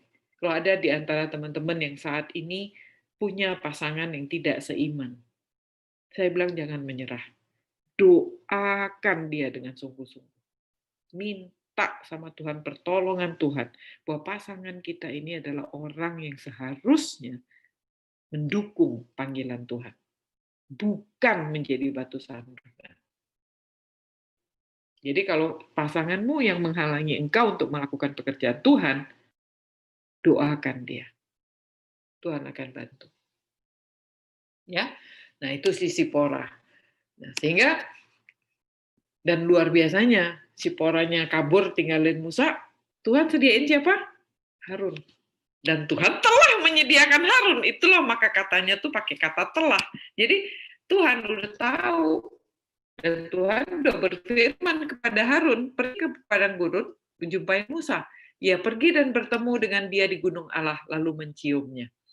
Jadi Musa kehilangan istri, tapi dia mendapatkan a brother gitu ya, saudaranya kembali. Kemudian Musa memberitahukan kepada Harun segala firman Tuhan yang disuruhkannya kepadanya untuk disampaikan, dan segala tanda mujizat yang diperintahkannya kepadanya untuk dibuat. Jadi ketika orang terdekat kita pergi dalam menjalankan misi Allah ini, Tuhan menyediakan satu orang dekat lainnya yang mendampingi Musa dan menjadi juru bicaranya kepada orang Israel. Nah, ayat 29, lalu pergilah Musa beserta Harun dan mereka mengumpulkan semua tua-tua Israel.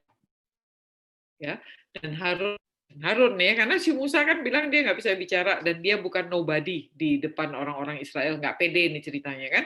Jadi Harun yang memang sudah bersama-sama dengan orang Israel mengucapkan segala firman yang telah diucapkan Tuhan kepada Musa serta membuat di depan bangsa itu tanda-tanda mujizat itu. Ya, jadi yang membuat tanda-tanda mujizat itu adalah Harun.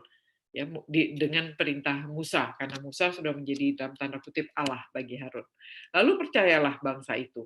Nah, percaya kan? Karena Tuhan udah bilang bangsa itu akan percaya kok, jangan bandel gitu. Tuhan udah kasih tahu di pasal 3 ayat 18 bahwa bangsa itu akan percaya kepadamu. Dan beneran bangsa itu percaya. Dan ketika mereka mendengar bahwa Tuhan telah mengindahkan orang Israel dan telah melihat kesengsaraan mereka, maka reaksi mereka adalah berlututlah mereka dan sujud menyembah.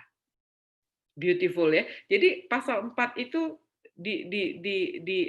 ditutup dengan ini bahwa begitu Tuhan memperhatikan kita, harusnya respon kita sebagai umat Tuhan yang benar itu adalah langsung berlutut dan menyembah Dia, worship Him. Ya, tuh. Nah, sehingga teman-teman, saya mau ingetin begini. Konklusinya pada pasal 4 ini kita belajar begini.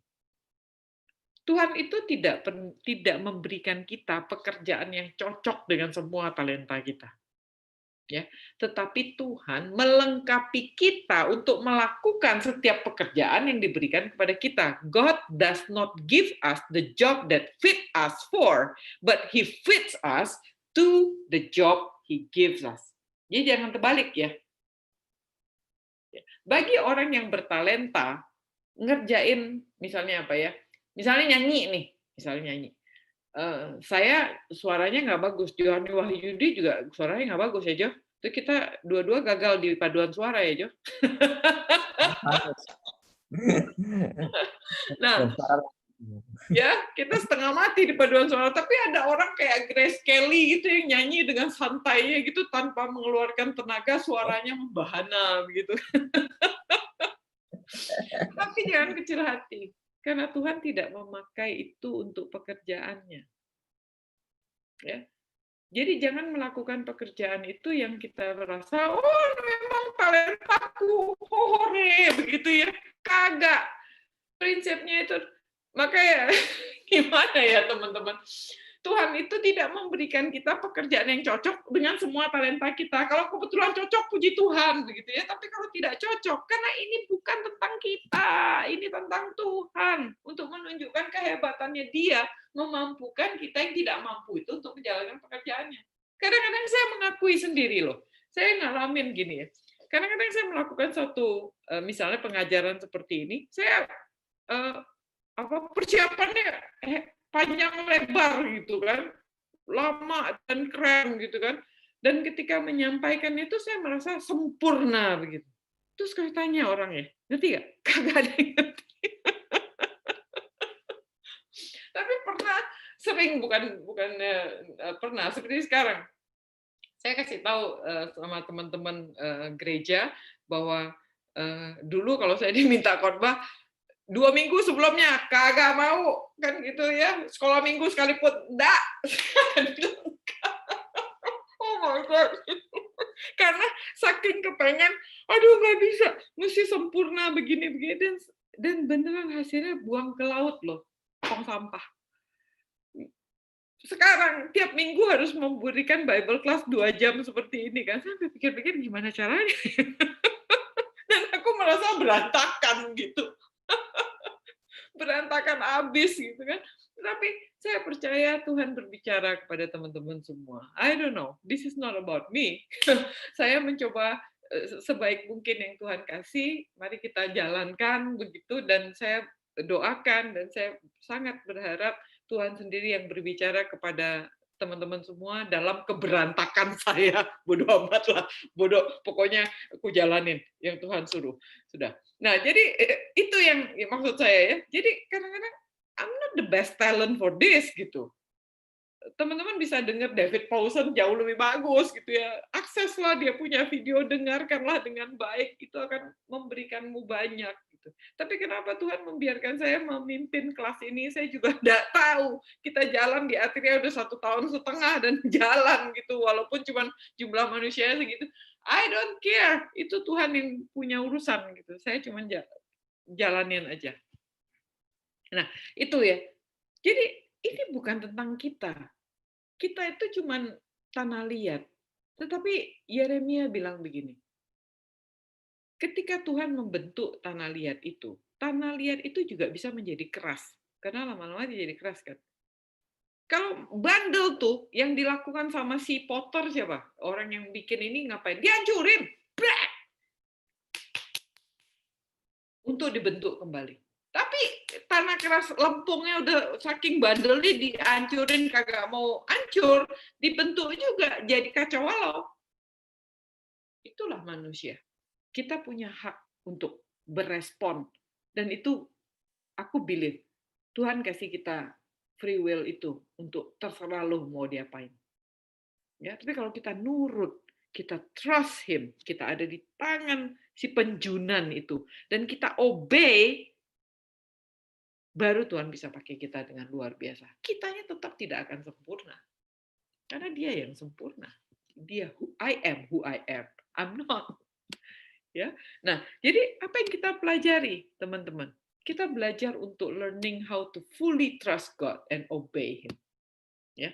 Musa menantang dan mempertanyakan. Kurang ajar Musa. Dia mempertanyakan kemampuan Tuhan. Kenapa pakai dia? Dia mempertanyakan otoritas Tuhan. Siapa lu suruh gue pergi? Ya, dan Tuhan dengan rendah hati, saya bilang. Jadi Tuhan itu luar biasa. Dia sayang, dia tahu siapa Musa, dia tahu lukanya Musa seperti apa, dan dia mengasihi Musa, dan dia meminta Musa menjadi rekan kerjanya. Dan dia meminta rekan kerja yang punya nyali. Musa itu disuruh kembali ke kondisi di mana dia sudah gagal sebelumnya, ya kan? Balik tuh ke Mesir. Saya mau kasih satu kesaksian. Saya dulu pernah ngajar. Saya kan ngajar di PPM ya. Ada satu subjek yang saya paling nggak suka ngajar. Saya orang bilang jagoannya marketing. Jadi saya ngajarnya marketing, brand strategy, marketing internasional. Itu gue mah jago dah. Kalau dibikin skala gitu 1 sampai 5 gitu ya, saya punya IP 4,7, 4,8 gitu. Skalanya jadi dosen gitu. Jadi dinilai sama murid-murid, pokoknya jagoan deh. Kalau di PPM IP-nya 2,5 nggak dipakai. Jadi mesti di atas 2,5 baru dipakai. Nah, saya jauh di atas itu, 4,7, 4,8. Nah, sampai satu subjek namanya negosiasi. Saya masih muda waktu itu, usia saya kira-kira 35 tahun. Jadi waktu saya masuk ke kelas negosiasi ini, semua muridnya itu orangnya udah ubanan semua, dan rata-rata tuh udah di atas GM gitu yang ikut kelas negosiasi ini. Jadi begitu saya masuk kelas, saya dipandang kayak anak kecil gitu kan. Hah, siapa nih yang ngajar gitu kan? Dan beneran itu 3 hari tersusah dalam hidupku, karena mereka ada satu bapak-bapak tuh ya, udah ubanan jahat banget. Dia menanyain saya terus-menerus sampai dia ditegur sama bapak-bapak yang lain gitu. Pak, kita mau belajar nih, jangan nanya melulu gitu kan. Karena mereka kesian sama saya sebenarnya. Tapi itu bapak yang ngeyel. Kemudian saya dikasih 0 sama dia. 0. Sehingga IP saya anjlok menjadi 3,1. Masih lulus, tetapi saya hancur gitu. Dan saya tidak pernah percaya diri lagi untuk mengajari kelas itu lagi. Nggak mau. Kelas lain gue oke. Negosiasi, no way. Mau bayar berapa juga kagak. Nah, tetapi itu dia. Saya merasa waktu saya membaca cerita Musa ini ya, saya diingetin, Tuhan kembaliin Musa balik ke Mesir. Di tempat dia gagal. Tuhan juga memperlakukan hal yang sama sama saya. Saya disuruh balik ke kelas negosiasi itu. Cilaka, Kak. Jadi dosen utamanya sakit, dia nggak bisa, dan terus kemudian si dosen utama ini yang sudah tua itu memelas gitu loh sama saya, bilang, Angeline please tolong deh gitu ya.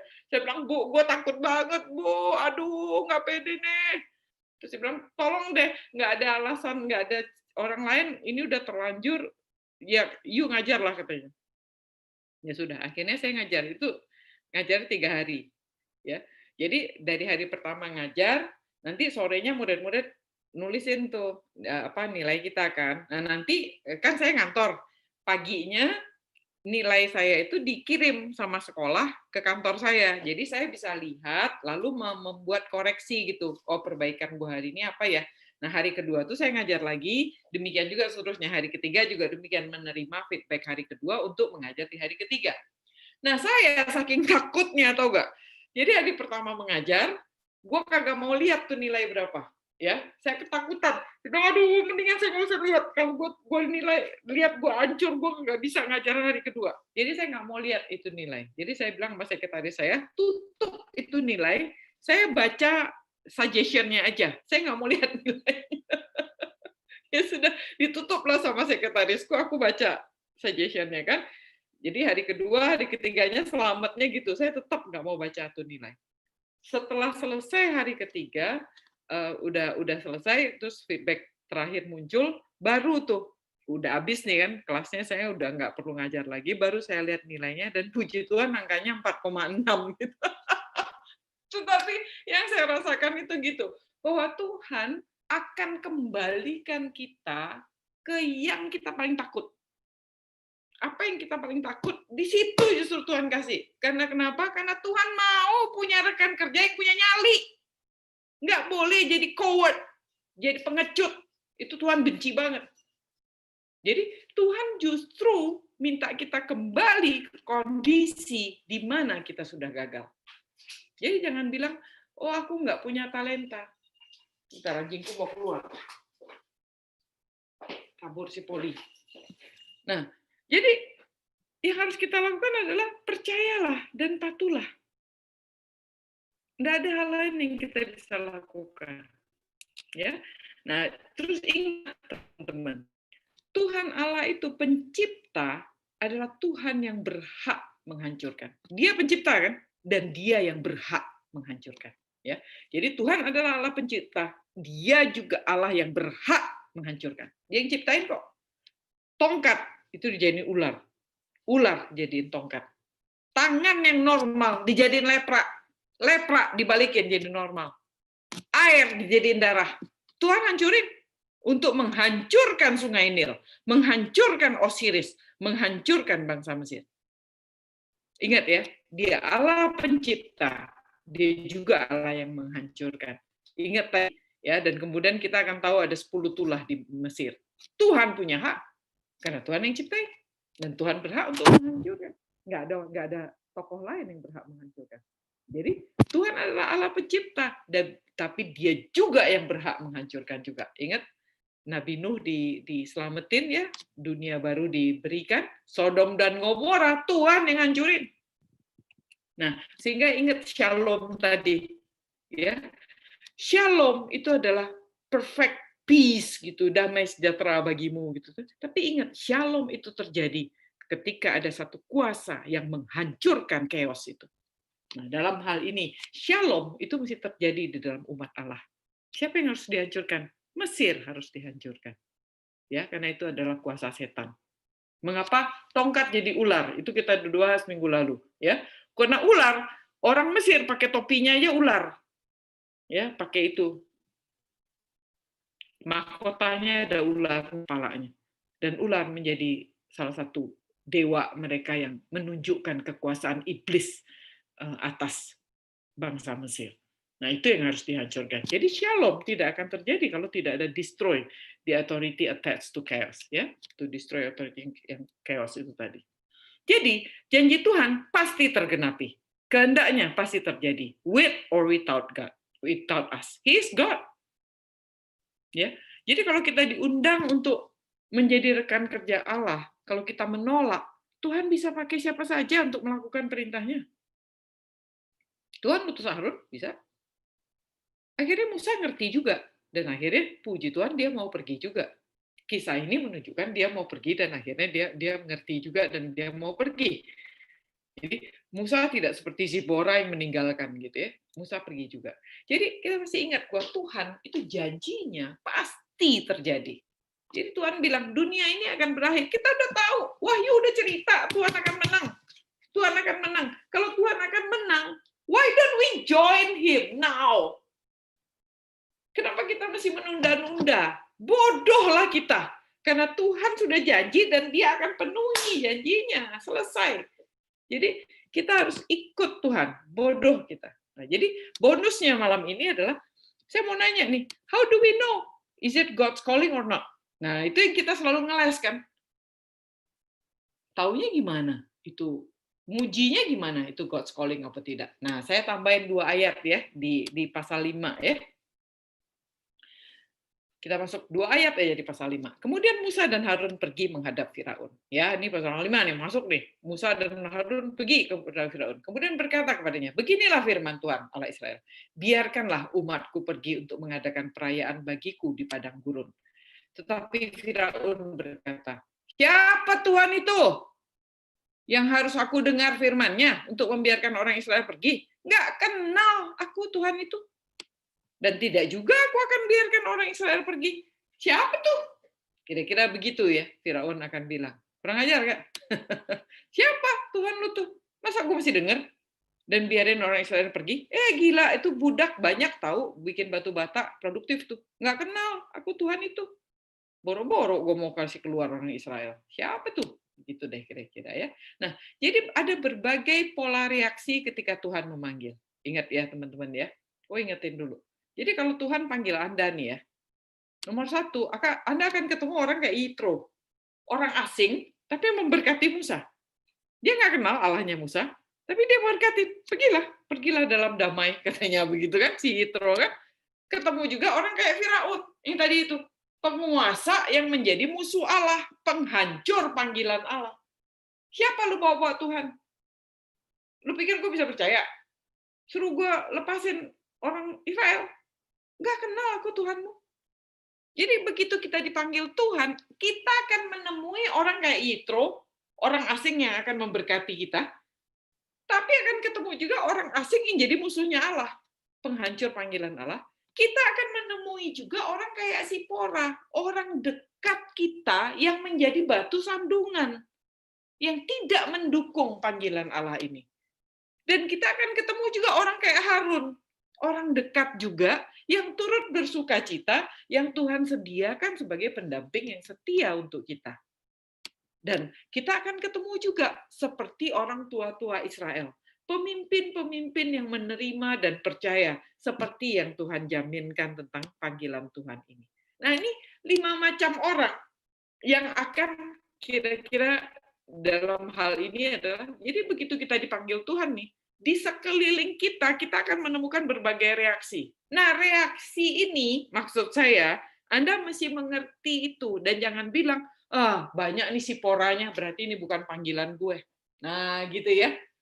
Ketemu Firaun, mentok abis, jalannya ketutup, ini bukan panggilan aku.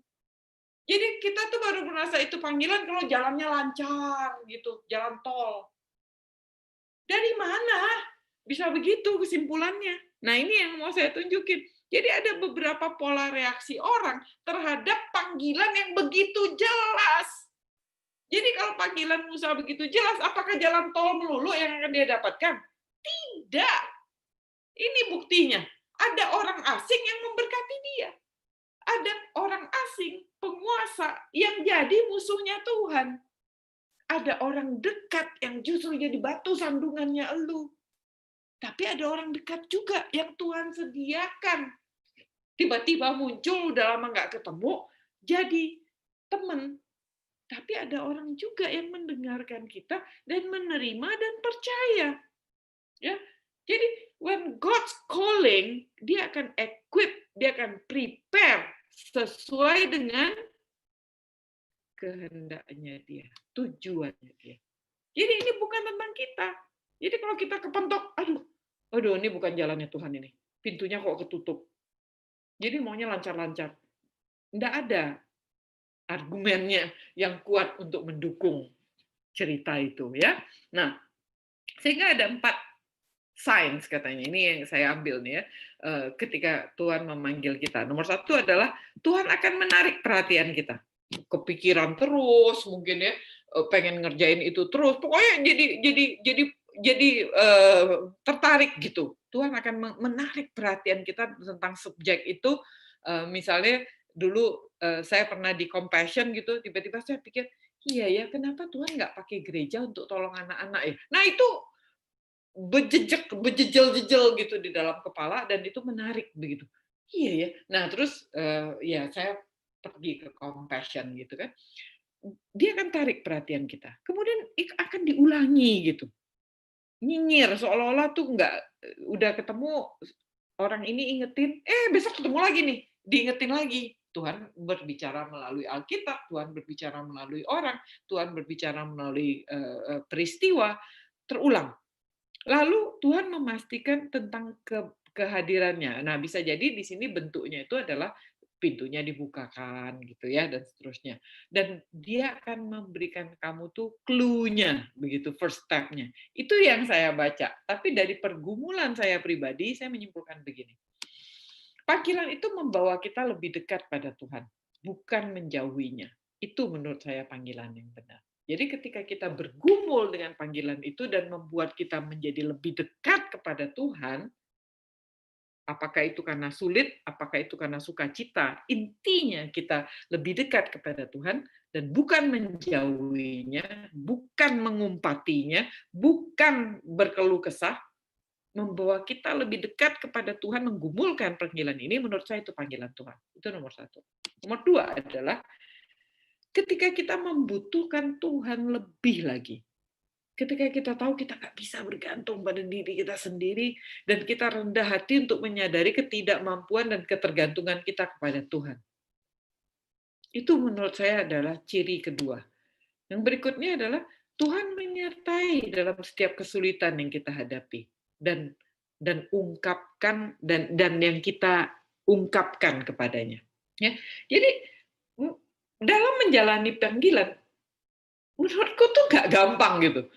Kesulitannya banyak, tetapi sediakan waktu, datang akuin itu di hadapan Tuhan dengan apa adanya. Tuhan, iki piye, susah Tuhan, gimana ya? Dan ada apa ya, damai sejahtera dan penyertaan Tuhan, karena Tuhan kan bilang gunung itu enggak akan tak pindahin, enggak akan dipindahin sama Tuhan, tetapi kakimu yang akan dikuatkan untuk mendaki gunung itu. Jadi kesulitan itu akan ada, tapi kita harus bisa menjalaninya. Tuhan akan menguatkan kita karena Dia menyertai kita dalam setiap kesulitan itu. Nah, lalu yang berikutnya lagi dalam pergumulan saya, Tuhan itu anugerahkan hati yang bulat itu loh. Nekatnya tuh ada gitu. Kekuatan, kesanggupan untuk melakukan pekerjaan itu. Dan menurut saya itu bukan datang dari kegilaan kita sendiri gitu. Kalau itu karena dasar manusia itu malas dan dasar manusia itu mau cari senang-senang gitu ya. Saya pikir, "Buset, ngapain sih ngerjain beginian nih?" Tapi Tuhan yang membulatkan tekad itu, memberikan kesanggupan itu untuk melakukan pekerjaannya ini. Nah, yang berikutnya adalah kemudian kita tuh dikasih hati itu rela gitu loh, bayar harga. Ada kerelaan, ada semangat, untungnya apa gitu, nggak tahu kemana-mana gitu ya. Tapi hatinya rela gitu, mau gitu. Ayo gitu ya, dan ada semangatnya dan untuk mengerjakan pekerjaan itu gitu. Dan beautiful-nya tuh ada penghiburan dan sukacita yang besar dan itu priceless. Nah, ini kesaksian pribadi. Beberapa minggu lalu lupa, saya kasih tahu Johan waktu itu, lupa, bukan Johan Wahyudi, Johan Endra. Saya kasih tahu Johan, saya bilang malam itu ya habis persekutuan begini nih, saya cerita apa sih, lupa aku. Pokoknya malam itu saya tuh betul-betul kelelahan karena paginya itu saya ada beberapa meeting gitu dan lusanya itu juga mesti ada beberapa meeting dan saya kepontal-pontal gitu untuk melakukan persiapan. Jadi benar-benar habis kelas malam itu ya, saya benar-benar kayaknya tuh kayak kain tuh diperas habis gitu, lelah banget, pikirannya tuh kosong banget gitu saking kelelahannya. Tapi malam itu ketika saya tidur ya, saya diam aja. Lalu tahu nggak teman-teman, aku tuh merasakan sebuah kehangatan di dalam hatiku dan ada satu sukacita tuh kayak dicemplungin aja, blung gitu. Terus saya merasakan suatu kelegaan, suatu sukacita tuh yang aku nggak bisa katakan betapa nyamannya rasa itu gitu ya. Jadi seneng gitu, bersukacita gitu rasanya, nggak mau ketawa-ketawa sih, tapi rasanya mau, aduh Tuhan aku nggak mau selesai gitu. Ini luar biasa indahnya gitu ya, suatu sukacita luar biasa yang Tuhan taruh di dalam hati, yang itu yang saya rasakan, it's priceless gitu. Nggak bisa bayar harganya gitu loh. Dan untuk sukacita itu, Tuhan suruh apa aja aku mau deh Tuhan, beneran mau. Nah itu ya, jadi ketika kita menggumulkan panggilan Tuhan, dan saya yakin ini pergumulan saya pribadi yang 6 yang saya taruh di sini ya, bahwa Tuhan akan melengkapi kita, Tuhan akan memberikan kita, dan sukacita besar itu ketika kita terima, kita rela ngelakuin apa aja untuk mendapatkan, menikmati bersama dengan Tuhan lagi dan mengalami sukacita yang besar itu. Dan itu nggak pernah saya alamin ketika saya jualan makro, saya dapat gaji gede banget, ketika saya dapat bonus gede banget, ketika saya pergi ke luar negeri, ketika saya makan enak, nggak kebanding gitu loh. Itu, aduh ampun, luar biasa. Mama mertua saya, Mama Evi, pernah bilang begini, Angel tahu nggak katanya, Mama dipanggil keluar sama Tuhan. Oh ya Mah, aku bilang kan, diapain Mah? Mama disuruh buka tangan gini. Terus kenapa Mah? Tuhan jatuhin bintang. Saya bilang, hah? Bintang? Wow, gitu kan. Dan ketika Mama Evi ngomong begitu tuh, saya rada menertawakan waktu itu, masuk sih kan gitu. Sekarang saya mengerti. Ketika Mama Evi cerita itu, dia bersungguh-sungguh. Dan ketika dia dijatuhi Tuhan bintang, wow gitu ya, what an experience gitu kan. Dan Tuhan memberikan saya sedikit lah, saya mungkin imannya nggak segede Mama Evi gitu, tapi saya mengalami cuman ting mungkin sentuhan sukacita Tuhan itu, aku rasa kayak Tuhan suruh apa lagi, mau Tuhan tak kerjain Tuhan, mana gitu kan. Mari kita kerjakan, dan penghiburan sukacita yang besar itu yang saya yaitu saksikan malam ini, supaya teman-teman tahu bahwa guys, please gitu, kalau Tuhan memanggilmu, dengarlah, patuhlah, percaya padanya. Tuhan akan ajak kita untuk mendengarkan Dia. Tuhan ajak kita untuk kembali kepadanya. Di tengah berantakan hidup kita ini mungkin, di tengah chaos yang kita alami, sama seperti orang Israel di Mesir itu ya, nggak punya pengharapan mungkin, tapi Tuhan panggil, dan Tuhan cuma panggil balik, ikut, percaya sama aku, ikut aku, ya. Jadi itu yang kita pelajari malam ini. Kita akan lanjutkan di minggu depan pasal 5, kita lanjutkan. Di sini kita mulai belajar nanti Musa dan Harun akan bertemu dengan Firaun. Tadi kita udah baca dua ayat bahwa bagaimana Tuhan menulahi Mesir. Tujuannya adalah benar-benar memanggil umatnya itu keluar dari keberantakan itu. Keberantakan itu akan dihancurkan. Setan iblis itu akan dihancurkan. Kita akan dipanggil keluar, di-set apart, dikuduskan, dipanggil keluar, dikuduskan menjadi bangsanya Tuhan, menjadi umat pilihannya, menjadi bangsa perjanjiannya, dan Tuhan akan menggenapi janjinya untuk kembali ke tanah perjanjian itu. Itu akan kita pelajari minggu depan. Mari kita tunduk kepala, kita mau berdoa.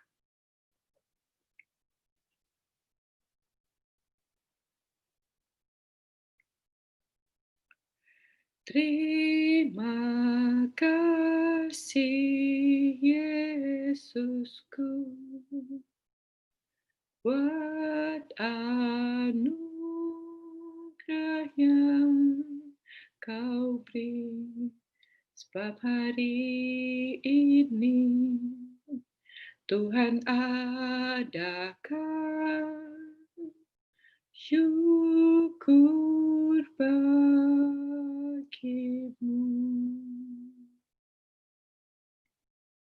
Kami hanya bisa berterima kasih Tuhan.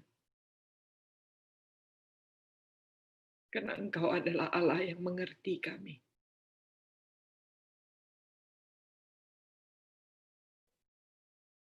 Engkau bukan Allah yang jauh. Engkau Allah yang melihat kami, yang mendengar kami, yang mengingat kami, yang memperhatikan kami. Dan Engkau bukan Allah yang membiarkan kami. Engkau memanggil kami. Engkau mengundang kami berulang kali.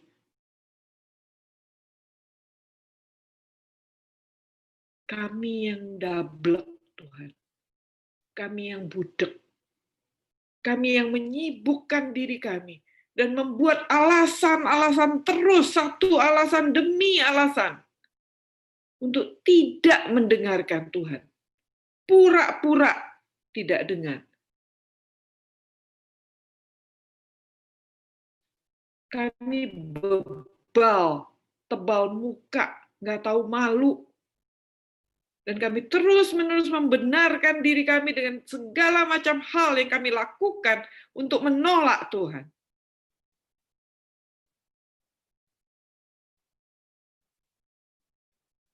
Ampuni kami, Tuhan. Ampuni kami, Tuhan. Kalau kami sudah berbalik dari Tuhan, malam ini kami mau berbalik kembali, Tuhan. Kami mau kembali kepada Engkau.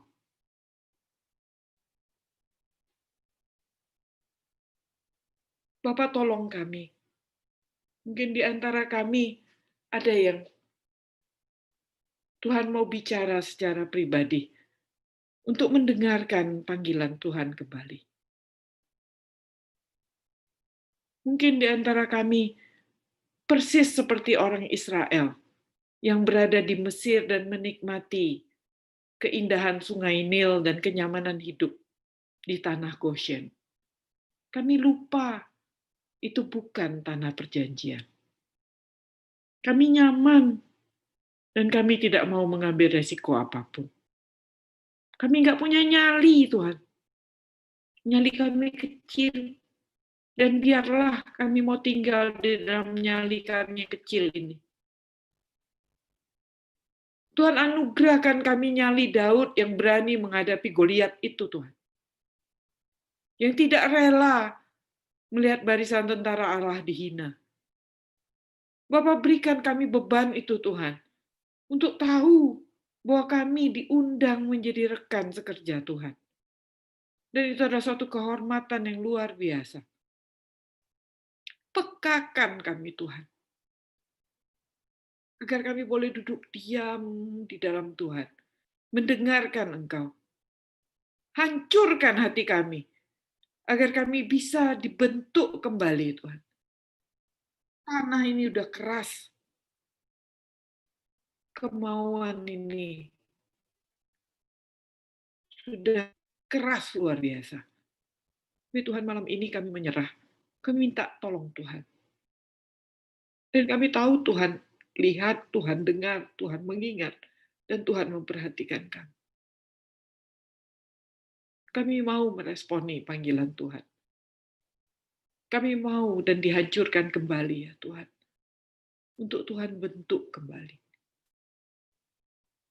Anugerahkan kami rasa percaya itu Tuhan. Tuhan yang berbelas kasihan kepada kami. Agar kami boleh mau dengerin Tuhan lagi. Mau dihancurkan lagi. Dan mau dibentuk lagi. Di dalam tangan-Mu yang penuh kuasa itu. Tangan yang mengasihi kami.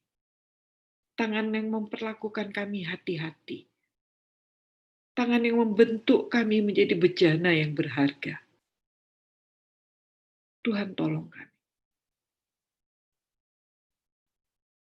Kami hamba-Mu berdoa untuk kami semua yang ada malam ini. Tuhan lawat kami malam ini satu persatu. Tuhan berbicara kepada kami satu persatu. Agar kami sungguh-sungguh, siapapun kami, berapapun usia kami, pada stage mana hidup kami, semua tidak ada arti di hadapan Tuhan. Karena Tuhan mencatat setiap hati yang mau meresponi Tuhan. Berapapun usianya, apapun pekerjaannya. Kami udah lihat Tuhan tidak mengindahkan sang pangeran Mesir itu. Tapi Tuhan mengindahkan gembala tua itu. Tuhan tidak mengindahkan lelaki sempurna berusia 40 tahun. Tapi Tuhan mengindahkan kakek-kakek tua 80 tahun. Yang tinggal di negeri asing. Tuhan tidak mengindahkan pendidikan dan adanya di Mesir yang luar biasa istana Firaun. Tapi Tuhan mengindahkan tempat tinggal yang mungkin hanya di padang belantara di antara kambing dan domba. Dalam kesederhanaan, Tuhan memanggil Musa. Tidak di dalam keistimewaan dan kemewahan. Tapi di tangan-Mu, lempung itu, tanah, menjadi bejana yang indah, yang Tuhan mau pakai. Menjadi pemimpin yang Tuhan percayakan Taurat-Mu kepada Musa. Menjadi salah satu orang yang muncul dan bertemu dengan Tuhan Yesus, yang meneruskan amanat Tuhan kepada Tuhan Yesus. Kami menyaksikan betapa Tuhan mengubah Musa. Dan kami mau ya Tuhan, belajar percaya pada Tuhan. Tiap hari datang kepada Tuhan, membaca firman Tuhan, untuk mengenal Tuhan lebih dalam dari hari ke hari. Tuhan tolong kami. Untuk teman-teman yang bekerja, Engkau menolong dalam pekerjaan mereka. Engkau memberikan hikmat, mengatur waktu bersama keluarga. Di dalam pekerjaan boleh bersaksi, boleh memakai pekerjaan ini untuk menyaksikan Kristus. Sehingga mereka boleh menjadi garam dan terang Tuhan, dimanapun mereka berada. Tuhan pakai setiap anak Tuhan dalam pekerjaannya. Tuhan pakai setiap anak Tuhan di dalam rumah tangga. Mungkin di antara kami ada yang jadi ibu rumah tangga, menjadi bapak keluarga. Tolong kami orang tua yang menolong setiap anak-anak kami, menolong pasangan kami, untuk boleh menjadikan mereka hamba-hamba Tuhan. Dan Tuhan menolong kami sebagai anggota gereja, pemimpin gereja, orang-orang yang berkontribusi, tidak diam, tapi kami mau membangun jemaat Tuhan. Rendahkan hati kami Tuhan, untuk kami boleh tidak mementingkan diri kami, tapi melayani umat Tuhan. Tuhan pimpin kami. Tuhan kasih kami anugerah-Mu, sehingga kami merasakan kenikmatan berjalan dengan Tuhan. Dan kami percaya, anugerah Tuhan itu tidak jauh. Tuhan hanya mau kami trust and obey You, Lord. Dan kami mau ya Tuhan. Tuhan, Engkau adalah Allah pemilik hati. Engkau yang menundukkan dan melembutkan hati. Jangan keraskan hati kami seperti Firaun ya Tuhan. Tapi Tuhan lembutkan. Agar kami mendengar Tuhan. Agar kami peka terhadap hati Tuhan. Dan kami mau mencintai Tuhan. Seperti Tuhan mencintai kami. Kami mengenal Tuhan seperti Tuhan mengenal kami. Tolong kami ya Tuhan. Terima kasih buat malam ini. Terima kasih untuk kami boleh belajar bersama-sama.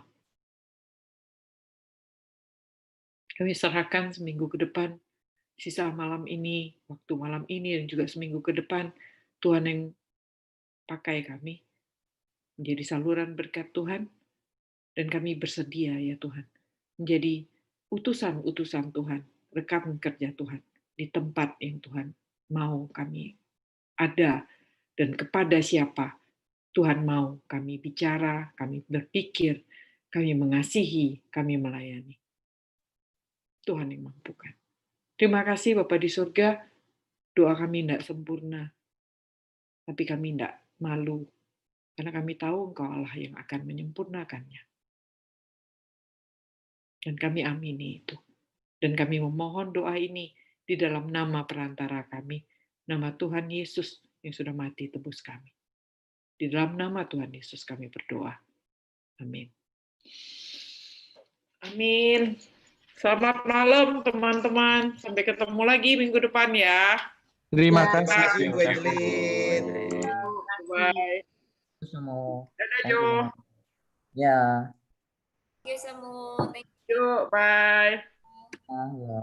Bye.